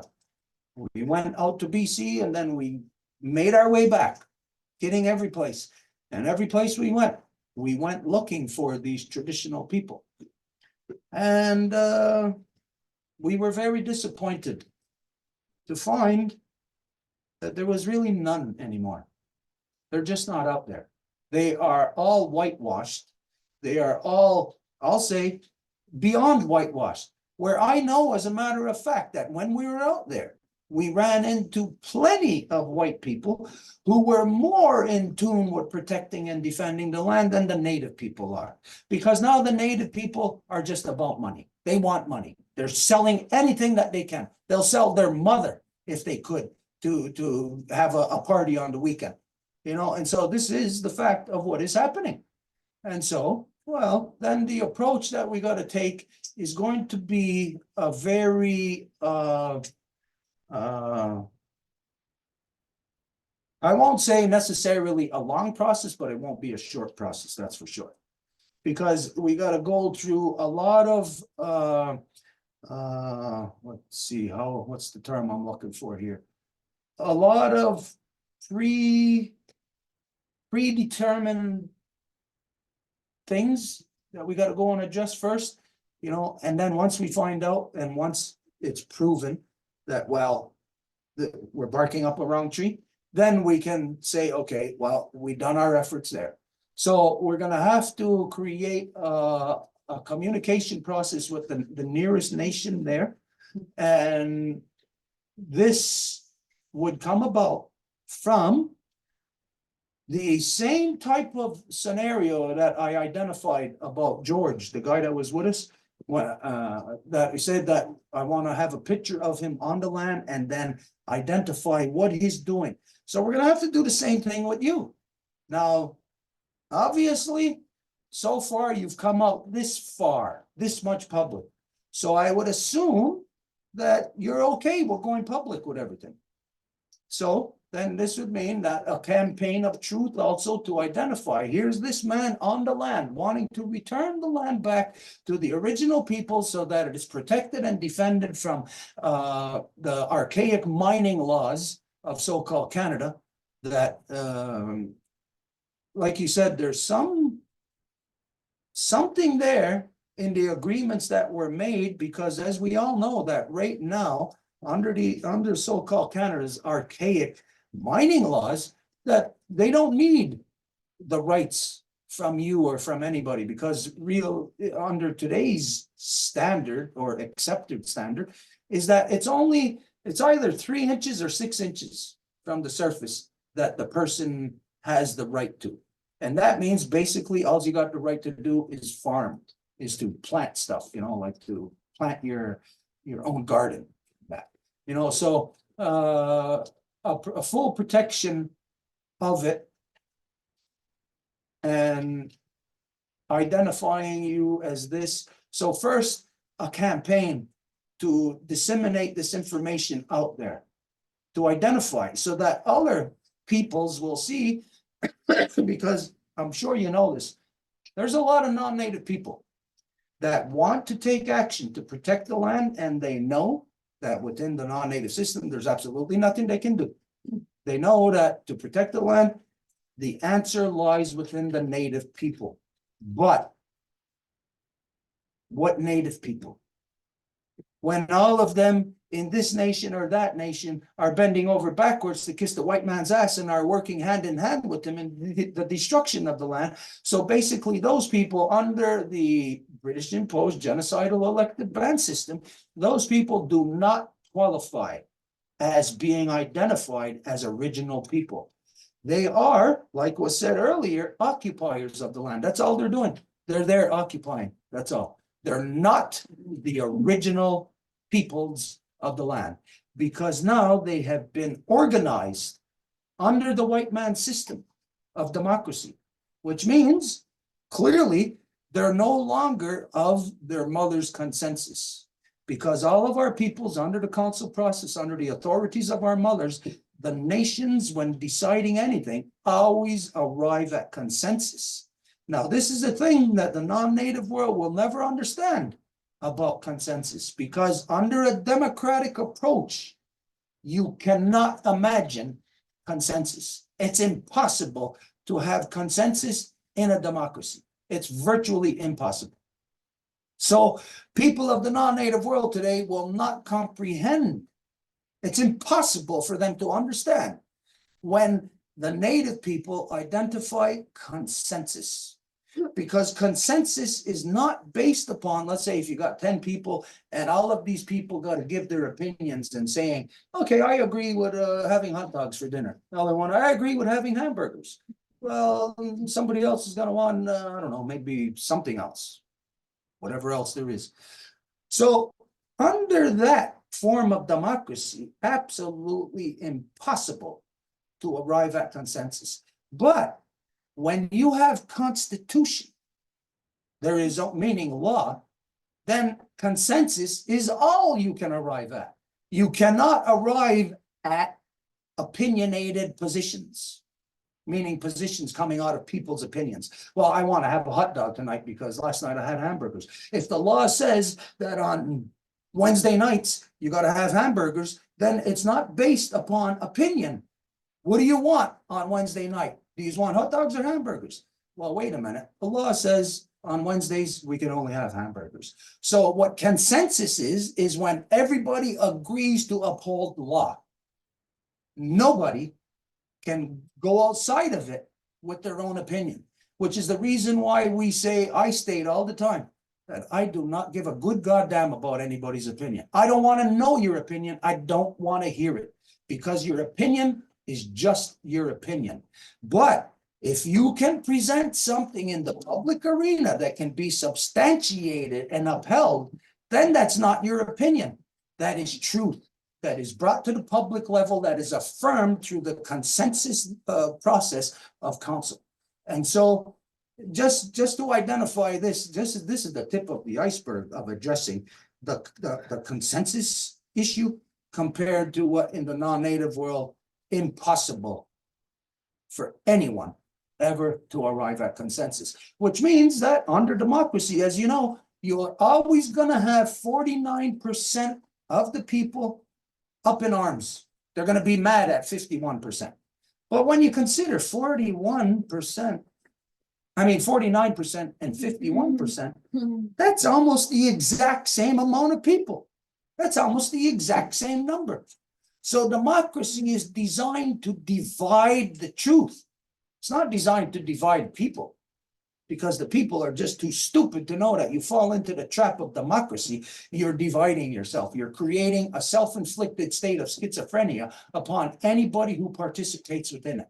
because when they do, like you said, if you got a native original identity and you hand a cop a driver's license, then you just schizophrenicized yourself.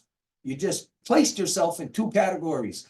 And we all know that you cannot serve two masters. We cannot play two sides of the issue, so to speak.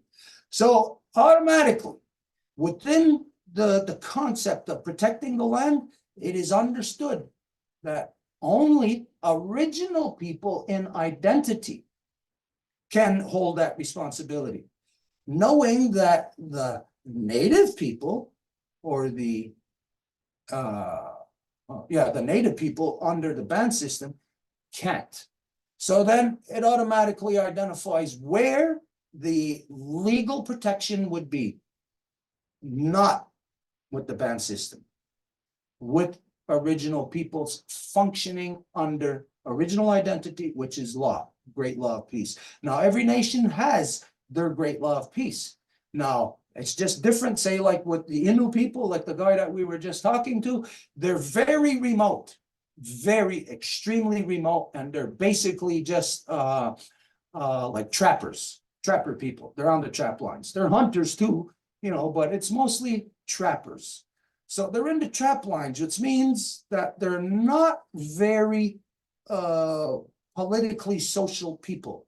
They are isolated. And when being isolated, their form of law is much different than being a social political body.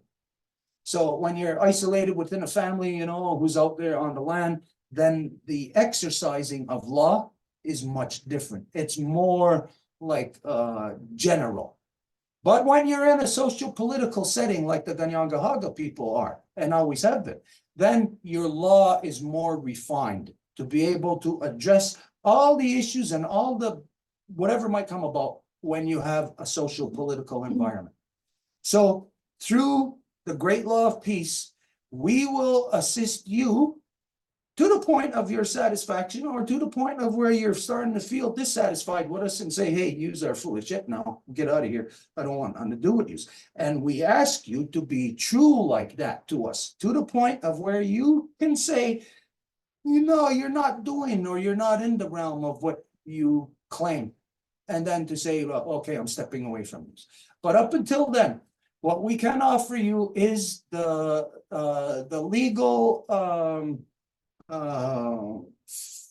formulation of this status for you and your family, and then the legal groundwork to have this council with the immediate nation in that territory to be able to act as a liaison agent between us. So right now, the stuff that you sent us, I did not see that yet.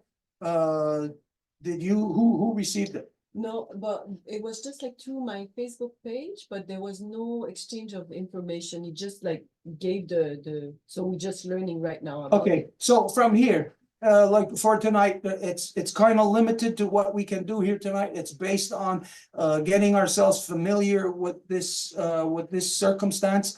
And then basically what I'll say is that in the near future, we will call a special council between us and with George, the Innu guy that was just with us, so that we address the issue more complete, because it's as you heard, the issue with the guy before you, it's basically the same issue.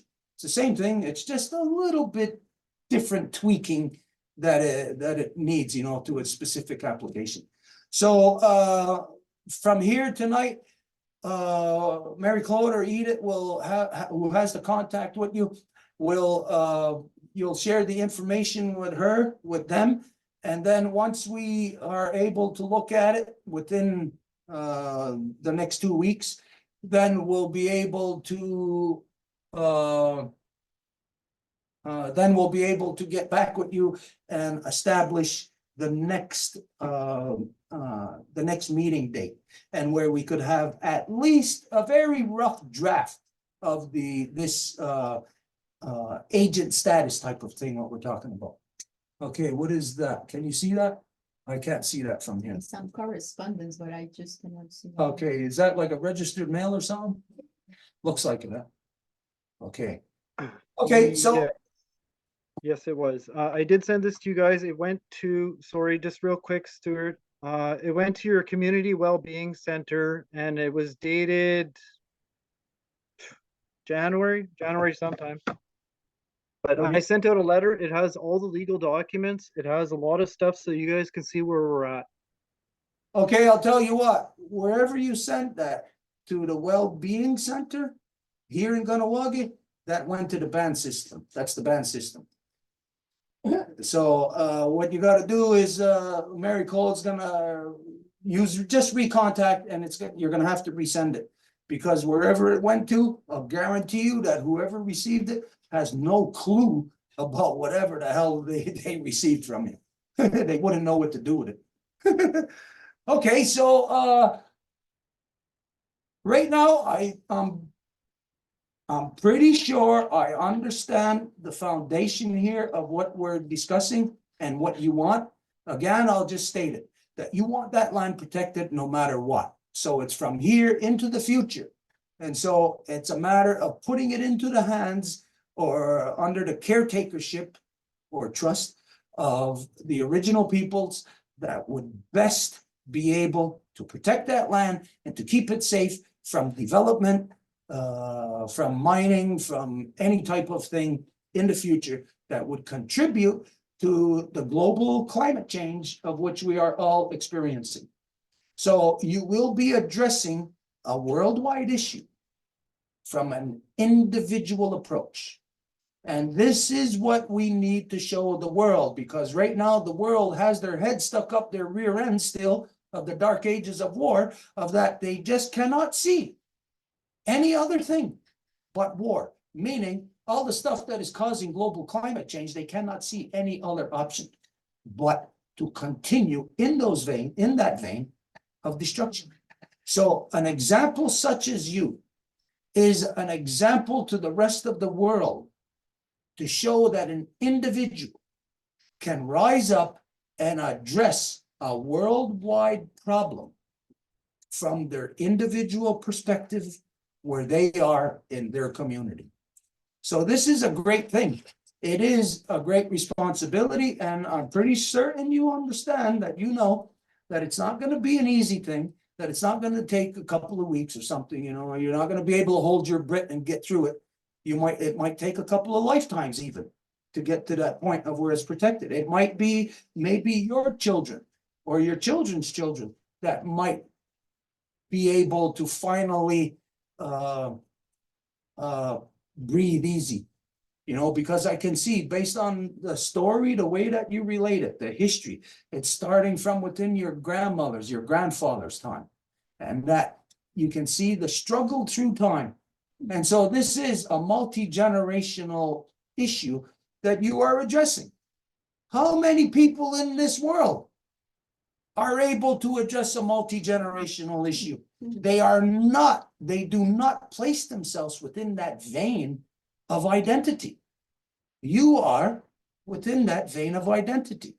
And not because of you have blood from Ganyagahaga, but quite simply because of you being a concerned person on Mother Earth who can see the destruction that's happening, and you can see colonial advancement destroying everything, that the obvious way is to fight the colonial system. And so this way we start with the campaign of truth in putting this out there as to so that other people will see this example, and that this will call upon other peoples to come and to support and to offer their whatever specialties that they have to offer. You know, maybe it might be a lawyer, but we're not hiring a lawyer. We're not going to get a lawyer, but a lawyer might be able to give us a little bit of advice as to what bathroom not to use when in the courthouse. You know, that's as far as I would accept any input from lawyers. But anyways, so for tonight, I would say this is right now as far as we can go. This is not a dead issue. This is a live issue. This is not an issue going on a back burner. It is a live issue. And this is for everyone to understand that live issues are not back burner issues. So this means that whatever is live issues on the front burners right now, this is something that we're all taking care of. So if we consider like if we're cooking dinner and there's a couple of different frying pans on there, well, we're not just focused on one frying pan. If you got ingredients or whatever that can go into the other one, you know, that we're all working at it all together. So I think that right now that this is yeah, I think that's as far as we can go with it for right now tonight. How do you feel about that? Do you see anything else? Are you right now, is this okay for you to say, all right, we're gonna take these avenues that I just said, communicate, send this other package back to us, take it from there. Within 2 weeks, we come back to another gathering. What do you think? Oh, you're muted. You're muted. Yeah, I'm not technically sound. Yeah, no, that's perfect. I will resend the package out. It will be registered mail. I'll just communicate via email. So the same way I got on onto the Zoom meeting tonight.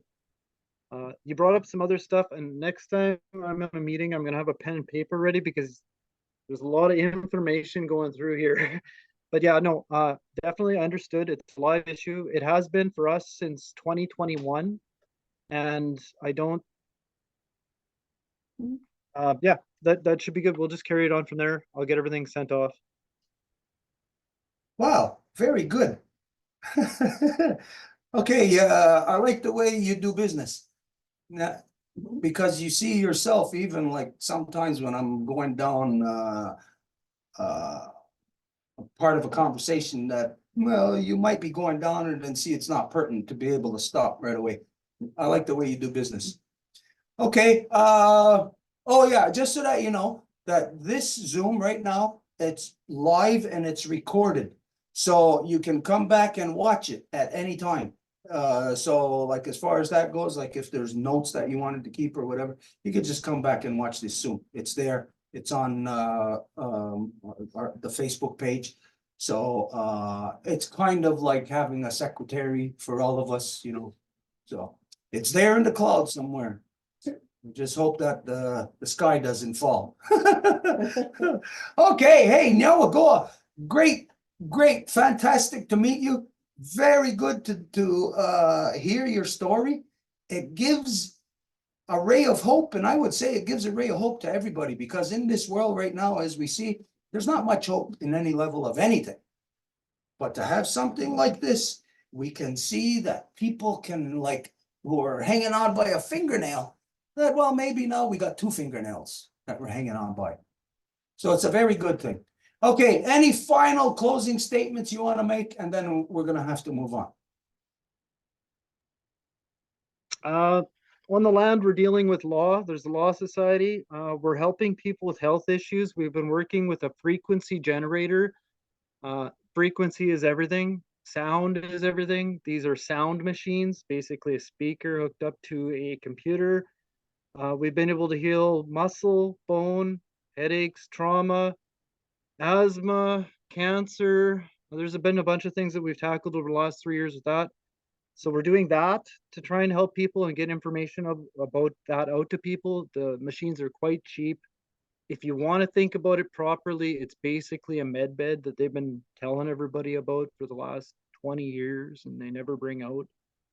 And beyond that, we're also growing foods. We've taken off the original land title had a covenant on it. I've redistributed the covenant. The covenant is for information to be able to be shared through the covenant.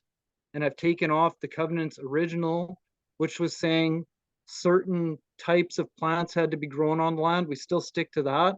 What we took out was the pesticides. In the 70s, by that time, a lot of people were indoctrinated to think, and I think the information's there now if you want to go find it, but pesticides aren't really that good. And neither is GMO. So we're trying to convert the land back. Right now, this year, we're growing barley. And by next year, I'm hoping we can do something with the reserves around here, whatever maybe we can grow a crop that they want to utilize that's better for people in general.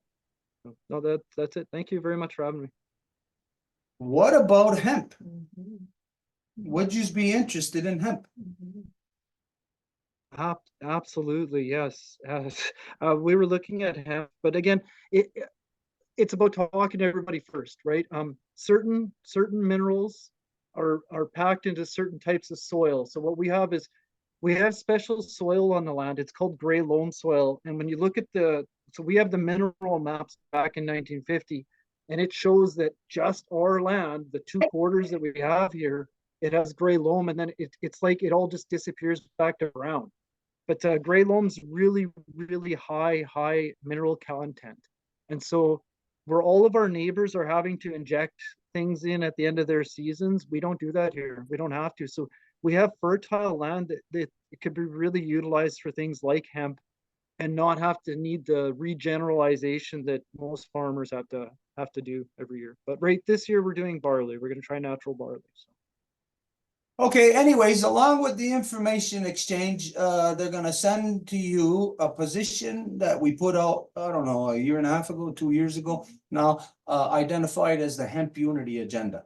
It addresses what the IPCC identified in 2017 about that we only have until the year 2030 to reverse the damage we've already caused to Mother Earth. So in addressing that, we identified a solution to around the world to many of the issues as being hemp, being utilized to heal the land, heal the water, heal the air, can even be utilized in areas where there is nuclear accidents. As you may know, they utilized hemp in Chernobyl, and they utilized hemp on the West Coast after the Fukushima incident, you know. And so this is proven, scientifically proven worldwide for hundreds of years, thousands of years, people have known about the properties of hemp. So anyways, they're going to share with you that document also. And if you are so inclined, we will provide you the hemp seeds free of charge. We have been providing hemp seeds to disperse to people around the world. We have been distributing free hemp seeds now for the last couple of years because the agenda that I just identified, that's our agenda. We say non-native people, everybody must plant hemp.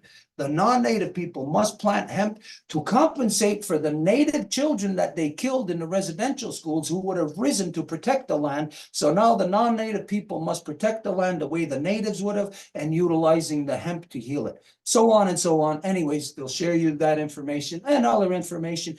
What you identified also about what you are doing there, then we can say that we should have collaborations on those levels also. You know, keep the like the legal stuff that we're discussing tonight, keep that as a separate issue. But these other things, such as frequencies and this, very interesting. We're very there on the topic with you. Just recently, a friend of ours that you never know, maybe you might know her, you're out in that area. A friend of ours, Tracy Bone, who is out in the actually she's in the Winnipeg, so well, still closer to you than she is to us. But she travels all out west, and she's a singer. And she brought to our attention something that we were just starting to scratch the surface on about frequencies and about how I'm not sure myself of the details of this, but how apparently that frequencies for broadcasting have been changed to take us to, I forget what it is, like a lower frequency, or where we're not functioning on the proper frequency anyways. So anyway, stuff like that, we're very interested in. We need to share information like this that will, that affects everybody. But as we know, there's really only certain types of people that are addressing the pertinent things. You know, everybody else is busy. They're in rush hour traffic. They're busy doing their thing on the weekends. You know, they're busy trying to hoard whatever they can. They got no time to think about the real things that real people got to think about to try to correct and heal our Mother Earth. So we got special interest in the other things that you identified here, and we can see that we can have meaningful conversation and relations in those areas in the future on this. So as we go along, we'll branch into these other things. For the immediate future, we'll focus on this issue. Okay, so again, I'll say Nyalagoa, we are gonna have to move on. But you really shed light on a lot of things here for a lot of people here tonight. And again, I'll say to you, you provided hope for people where in certain areas where there's just not much hope, you know. So now we'll go for you for that. Okay, so we're gonna move on. What time is it right now? It is at 10:38. Okay, this is wait, somebody's got their hand up? It's Susan. Yeah, she has an update. Okay, let's go back to Susan and then we go to our final thing.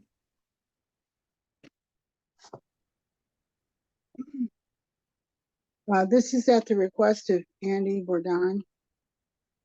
He wanted everyone to know that the house is completely gone. It's been burnt to the ground.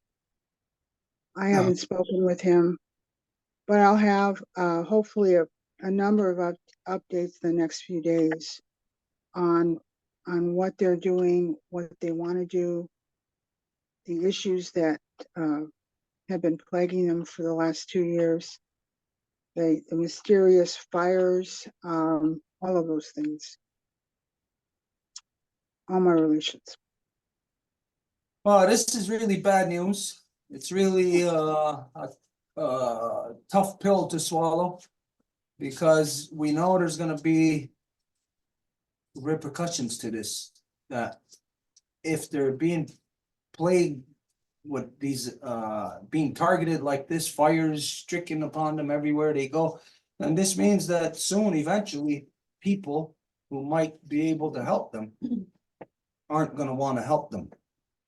But for here, we can still have that, it's still open-ended for like the warmer months here through the summer.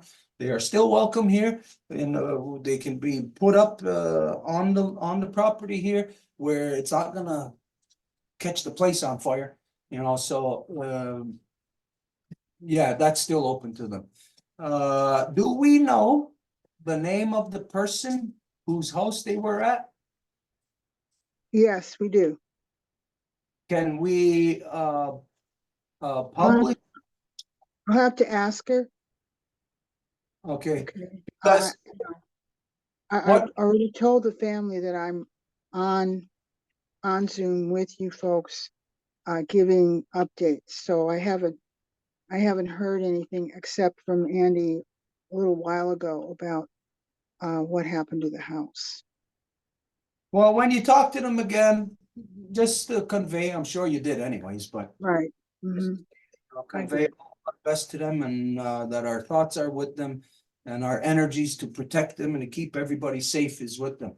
But also like with the name of the person that they were staying with, if to find out if we can publish their name, because we need to identify and get out there to the public that now this person needs help because they're helping our people, you know, and if they're falling victim to atrocities such as this while helping our people, then they need to be helped. So Oh, absolutely. we can't just let it go by.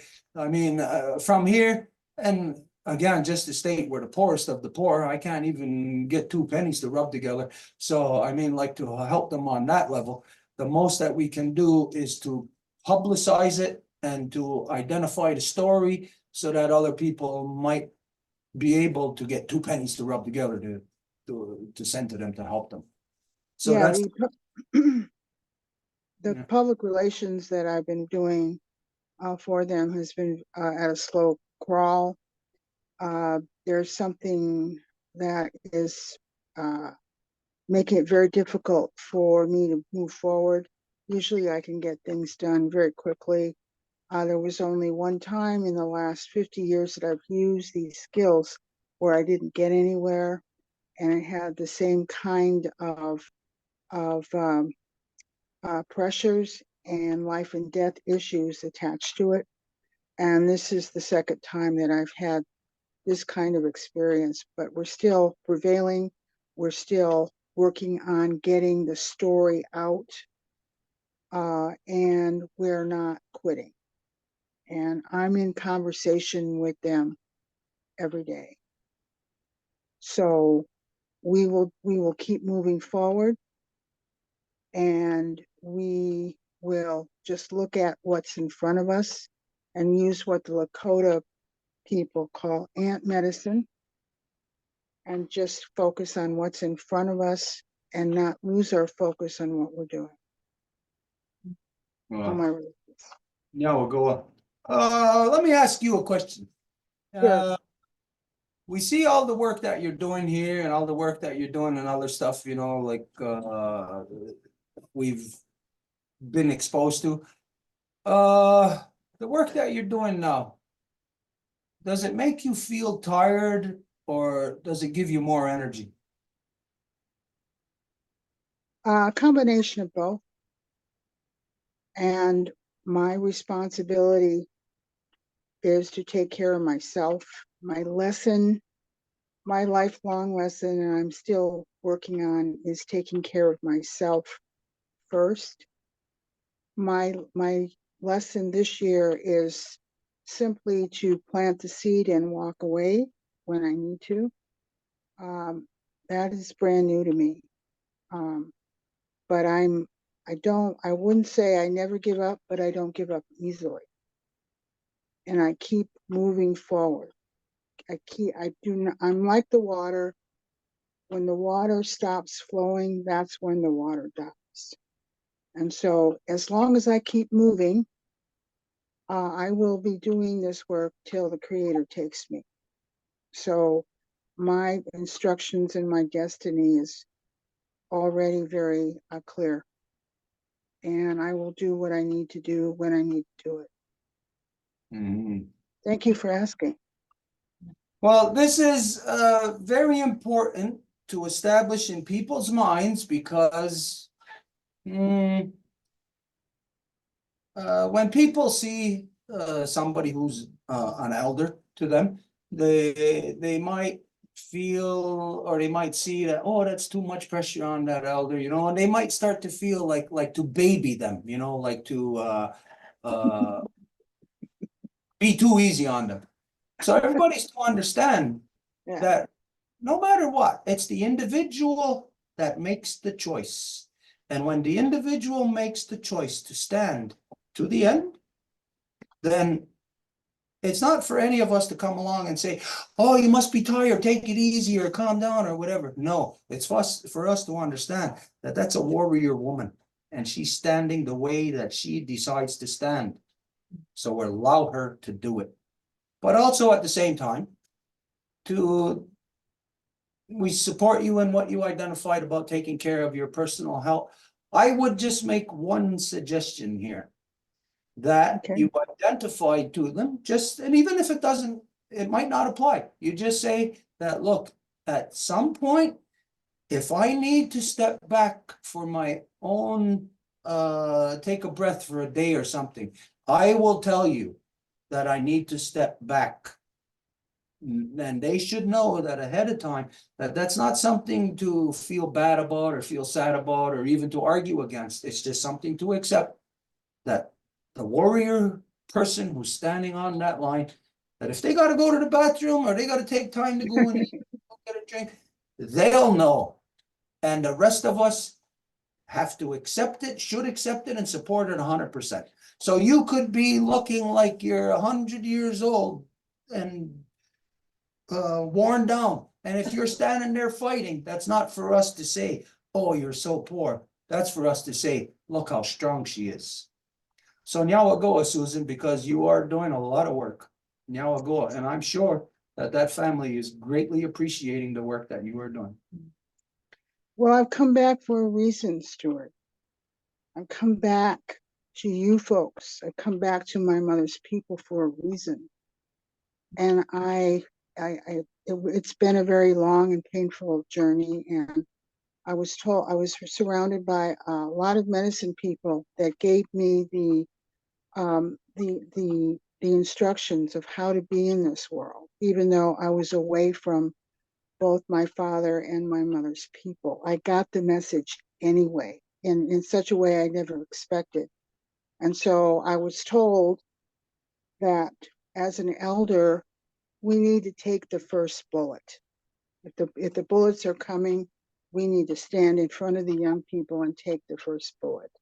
Another thing that was taught to me is you never do anything to shame yourself, your family, or your people. That's how you keep yourself in check. And what I'm working on now is just taking care of myself, knowing when to step back and take a breather, and but keep moving. I don't like loose ends. I always try to complete whatever I'm doing. I don't always do that. And I also really truly believe, not believe, but know, try to stay away from that word believe, but know that I will do what I need to do when I need to do it. And if I have a conviction, if I have a knowing, I'm more than willing to stand alone if I have to. Thank you. Well, very good. This is a very necessary conversation. Because I'll tell you, at one point way back in 1989, when my family was basically at war with the Warrior Society, this is after they shot up our house twice with machine guns. Wow. That my father, my brother, and I had a council in front of our house, and we addressed it as to what each of us are going to do when one of us gets killed, because we were certain that there was no way in hell that we would make it through the 80s. There was no way in hell that the three of us would make it through. One of us was going to get killed. That's what we knew back in the 80s. Knock on wood, fortunately, it did not happen. But we had that council, and I'll tell you, that is a hell of a council to have when you got to talk with your father and your brother about what happens when the first one of us gets killed. And that all of us agreed that that means nothing, that we are to continue 100%. And so we know that it is to the death. That's how far we go. We do not stop until we have won the contest. And this is what our mothers demand of us. So, Nyawagoa, Susan, you are an example to somebody. Somebody is seeing you, and it doesn't have to be in the here and now. Somebody is, and that is the example. Okay, Nyawagoa, we're gonna have to move on and finish up for tonight now. Okay, so can we share what do we got about the professor? The The- solar eclipse, like the total solar eclipse? I keep thinking of the solstice. I don't know. solar eclipse, solar eclipse. Okay, so now we're gonna just talk about the total solar eclipse that's coming. Yeah, let's just share that image. And so as everybody knows, on Gayerdi Yorakwase, on the fourth new moon, that the path of total love will travel directly through Ganawage. Angel, can we share, please? Done. And so at this time, as you know, we are entering into a very large ceremony, and that ceremony is law recital, and that is something that is going to take, we can guesstimate, approximately 20. It could go anywhere from 16 to 26 days. You know, the last time we did it, it only went, how long? 21 days? Yes. 21 days. The time before that, it went 26 days. And sometimes it went, I think, 16 days, 19 days. So, you know that when it comes to law recital, you're looking at basically the better better part of a moon, like a whole moon cycle. So this is this image here, the path of love. It's the path of total love, because what it is it's going to be an activation of everything that is within the living body of the life givers. It's going to be the living body of law. And so to release this, to release it, you have to have it in you. And to have it in you, you have to control it to be able to release it. So every woman on earth is to prepare themselves for Gayeri Yorokwase, of the fourth new moon, when it is time for the path of total love to pass right through the heart, the foundation of the great law of peace within the Ganyangahaga Nation. The Ganyangahaga Nation is the foundation of the Five Nations Longhouse Confederacy. We are the foundation of law. We, as the Ganyangahaga people of the Flint, we are those who sparked the fire, the council fire. Okay, we can stop sharing that. Now we'll stop sharing that, and I'm going to show you this. This knife. We're going to use this knife now for something. To open this. This is a gift that we received from through our collaboration with our good friend Lori Russo Nipton. As you know, she's the first woman native astrophysicist, Innu astrophysicist. She is currently at the University of Toronto in a specific, what's the specific something. She's at the University of Toronto. Institute. Anyways, 2 weeks ago we had we were very lucky. She joined us on the reconstitution process. And unfortunately, since everybody works on Indian time, you know, everybody wasn't there yet. They only arrived afterwards, after she left, and she couldn't stay long. So anyways, through that collaboration a couple of weeks ago, there is a colleague of hers, which her name is Julie something Duval. Julie, it's in that. Julie Bolduc Duval. Julie Bolduc Duval. She is the directress of. Why did you erase it? The Discover the Universe. Discover the Universe? Anyways, it's the best that I guess is that it's astronomers, and anyways, they donated. They contacted us to see if we could utilize glasses to look at the Solar eclipse. solar eclipse. I don't know why I keep wanting to say solstice. Okay, so I wanted to open this here tonight live so that everybody could see it, because I think this is very exciting. This is a very exciting collaboration. This is precisely what proper two-row wampum relationships are to be like and to function like. So she contacted me immediately after the meeting with Lori a couple of weeks ago. And so we just received this now today. Well, I don't want to cut my hands off or anything, so. Man, it's really sealed good.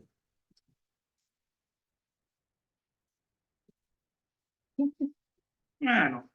Woohoo! All right, we got a box of paper. You know. Okay, let's see what we got here. Hand card. Wow, look at this.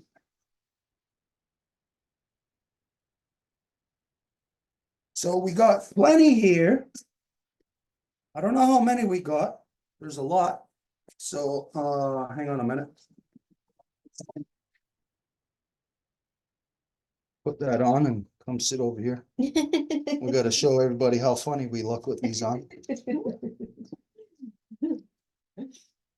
So they're specifically made for this event. And let's see if you can see what it says on there. What does it say? 2024. Okay, let's see how funky we look with these glasses on. So, wow. I don't see nothing. Very fashionable. Fits your top and everything. Where'd you go? Where are you? I can't see nothing. Can you see anything? No. Well, I can see the light right there. Just barely. So, this is what we're all gonna look like. We got a lot of these glasses and we contacted the Ganawagi Survival School today. Soon as we received these. We received notification earlier, but I didn't want to contact them just because we had notification. I wanted them here in our hands before we contacted them. So we offered to the survival school for all the students, the staff and their families, however many glasses. So I gave them my email, and maybe tomorrow or the next day, we got a couple of weeks anyways, they're gonna contact us back telling us how many they need, and then we'll deliver it to the survival school courtesy of Julie Balduc Duval and Lori Russo-Nipton through this whole collaboration. Again, to say this is a proper two-row wampum relationship because it is supposed to be this way, in whatever we can offer to assist help with each other. And so this is assisting help because it's on a scientific level to help people to come back into their natural human conduct of being scientists, because this is what we all are. We are scientists. You know, you plant this year, you planted last year, you got statistics that you go by that builds up, that is scientific data, so to let you know about planting for next year or whatever. And so it applies to all things. And so this is gonna help to revitalize our connection to planetary movements, you know, to be able to see it, to understand it more better. So this is a very good two-row wampum collaboration. This is within the vein of what you would identify as reconciliation. So, I don't know. What does it look like? Oh, you took them off. You're supposed to have them on. All the while. Well, see me, I got mine on. Yeah, you have them on. I put them twice. Okay, so to all of our friends and our allies, that if you are in need of glasses for that day, and they're basically commemorative glasses because, you know, it's something that you can keep, you know, and say, yeah, I was there, you know, something to remember it by. We got a lot of these to pass out. So mainly right now, we're gonna deal with Ganawagi. We got quite a bit in here. We're gonna deal with distribution to the schools and to the community of Ganawagi. And then I'm pretty certain, it looks like we got enough here to afterwards, after that, then we can share with other people. So we're still, how many days away now? 18? 19 now. I think. 19 days away? 18 already? I don't know. We're almost 20 days away. So hopefully by the within a week's time, we should have Ganawagi all sealed up, you know, all handled. And then within the remaining time, we'll know how many we got left to be able to maybe send some out to Anne's way, you know, maybe I don't know if anybody else, maybe, we could send it to out to George in the Innu territory. You know, so we'll see. But if you are in the area around us and you need some glasses, contact us and we'll start to look at I can't even think now. Start to look at managing of dispersing it anyways, properly. Okay, that's enough now. So now we'll go, everybody tonight really addressed a broad spectrum of things. Oh, can we share the notice of the meeting on Sunday? Can you find that notice? Sorry, I didn't even think about this earlier. Okay, we're gonna share with you notice for a meeting that's gonna take place here in Ganawagi that some of you might know of, that there's been contamination of the water table here in Ganawagi, pollution through industry and stuff like this, where it's affecting people's health, it's affecting children, that rashes are starting to appear on children, and other health issues. There's a lot of cancer that is coming up in specific parts of Ganawagi.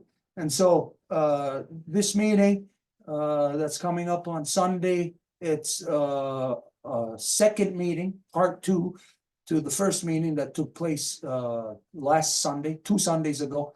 And it is hope for everybody, not just here in Ganawagi, because if Ganawagi can pull our heads out of our rear ends and come together to work to protect the land, despite all the different factions here, you know, then it is eventually going to benefit you.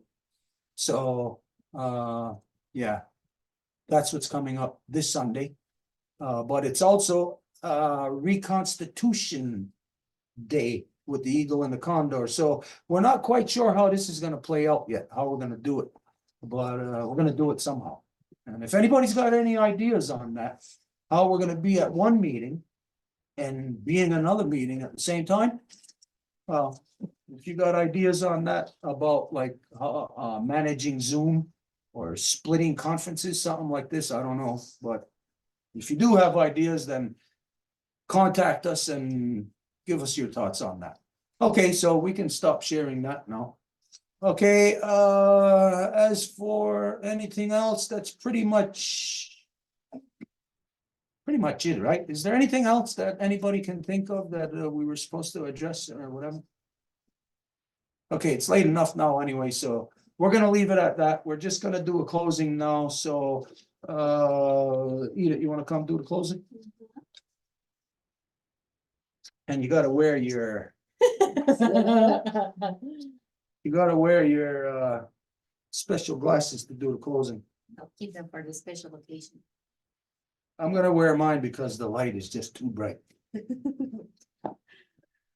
Well, Can't see. wagat sanuni, agwego gunungwe, danarunungwe, skatne, degni de yohade gatsahaya. We are happy that the life givers and the life protectors came to this Turo Wampum council, that everybody brought their words, their truth, their good lifting spirits for each other, and that this is becoming like a stronger reality in applying what we have been learning in all of these years. So wagat sanuni.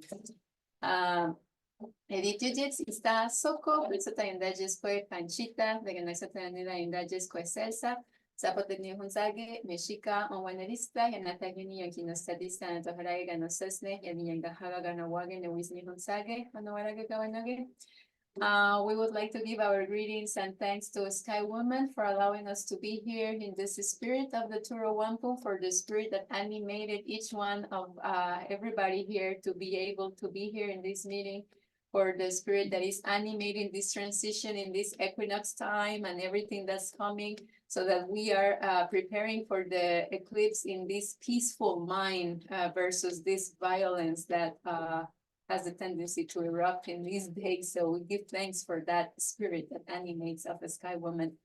We also want to acknowledge and greet our grandmother Moon, the beating heart of our Mother Earth that is already going into her full moon phase. So we are in the total cleansing, the last cleansing of the house before going into this new moon. So everything that needs to be handled or taken care of or get rid of, this is the time. So they say spring cleansing. So they say, you know, get rid of everything that is useless so that we let that skin go. So we give thanks for that work that she's assisting to do right now.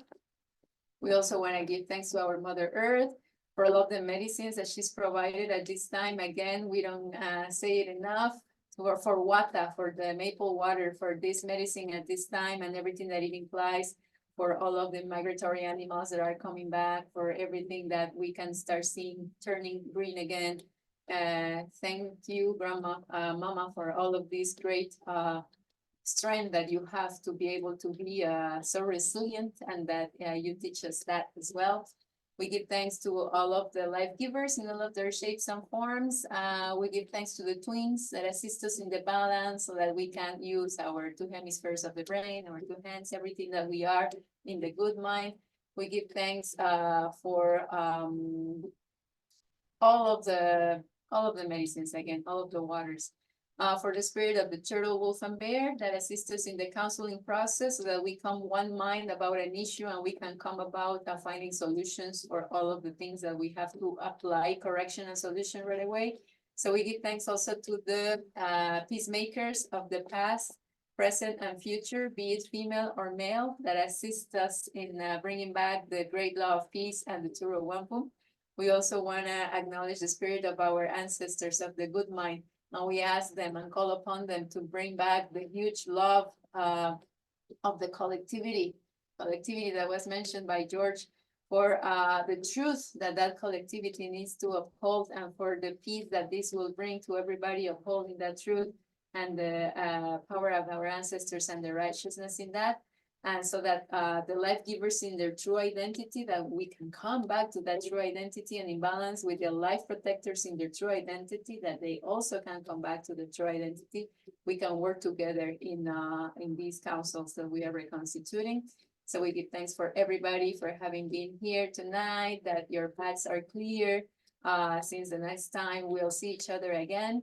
And so if there's any obstacle that will try to distract us or drag us back from the good path, we just push it away on the 3 levels of the existence. It is out, it is out, it is out. Yeah, now go everybody.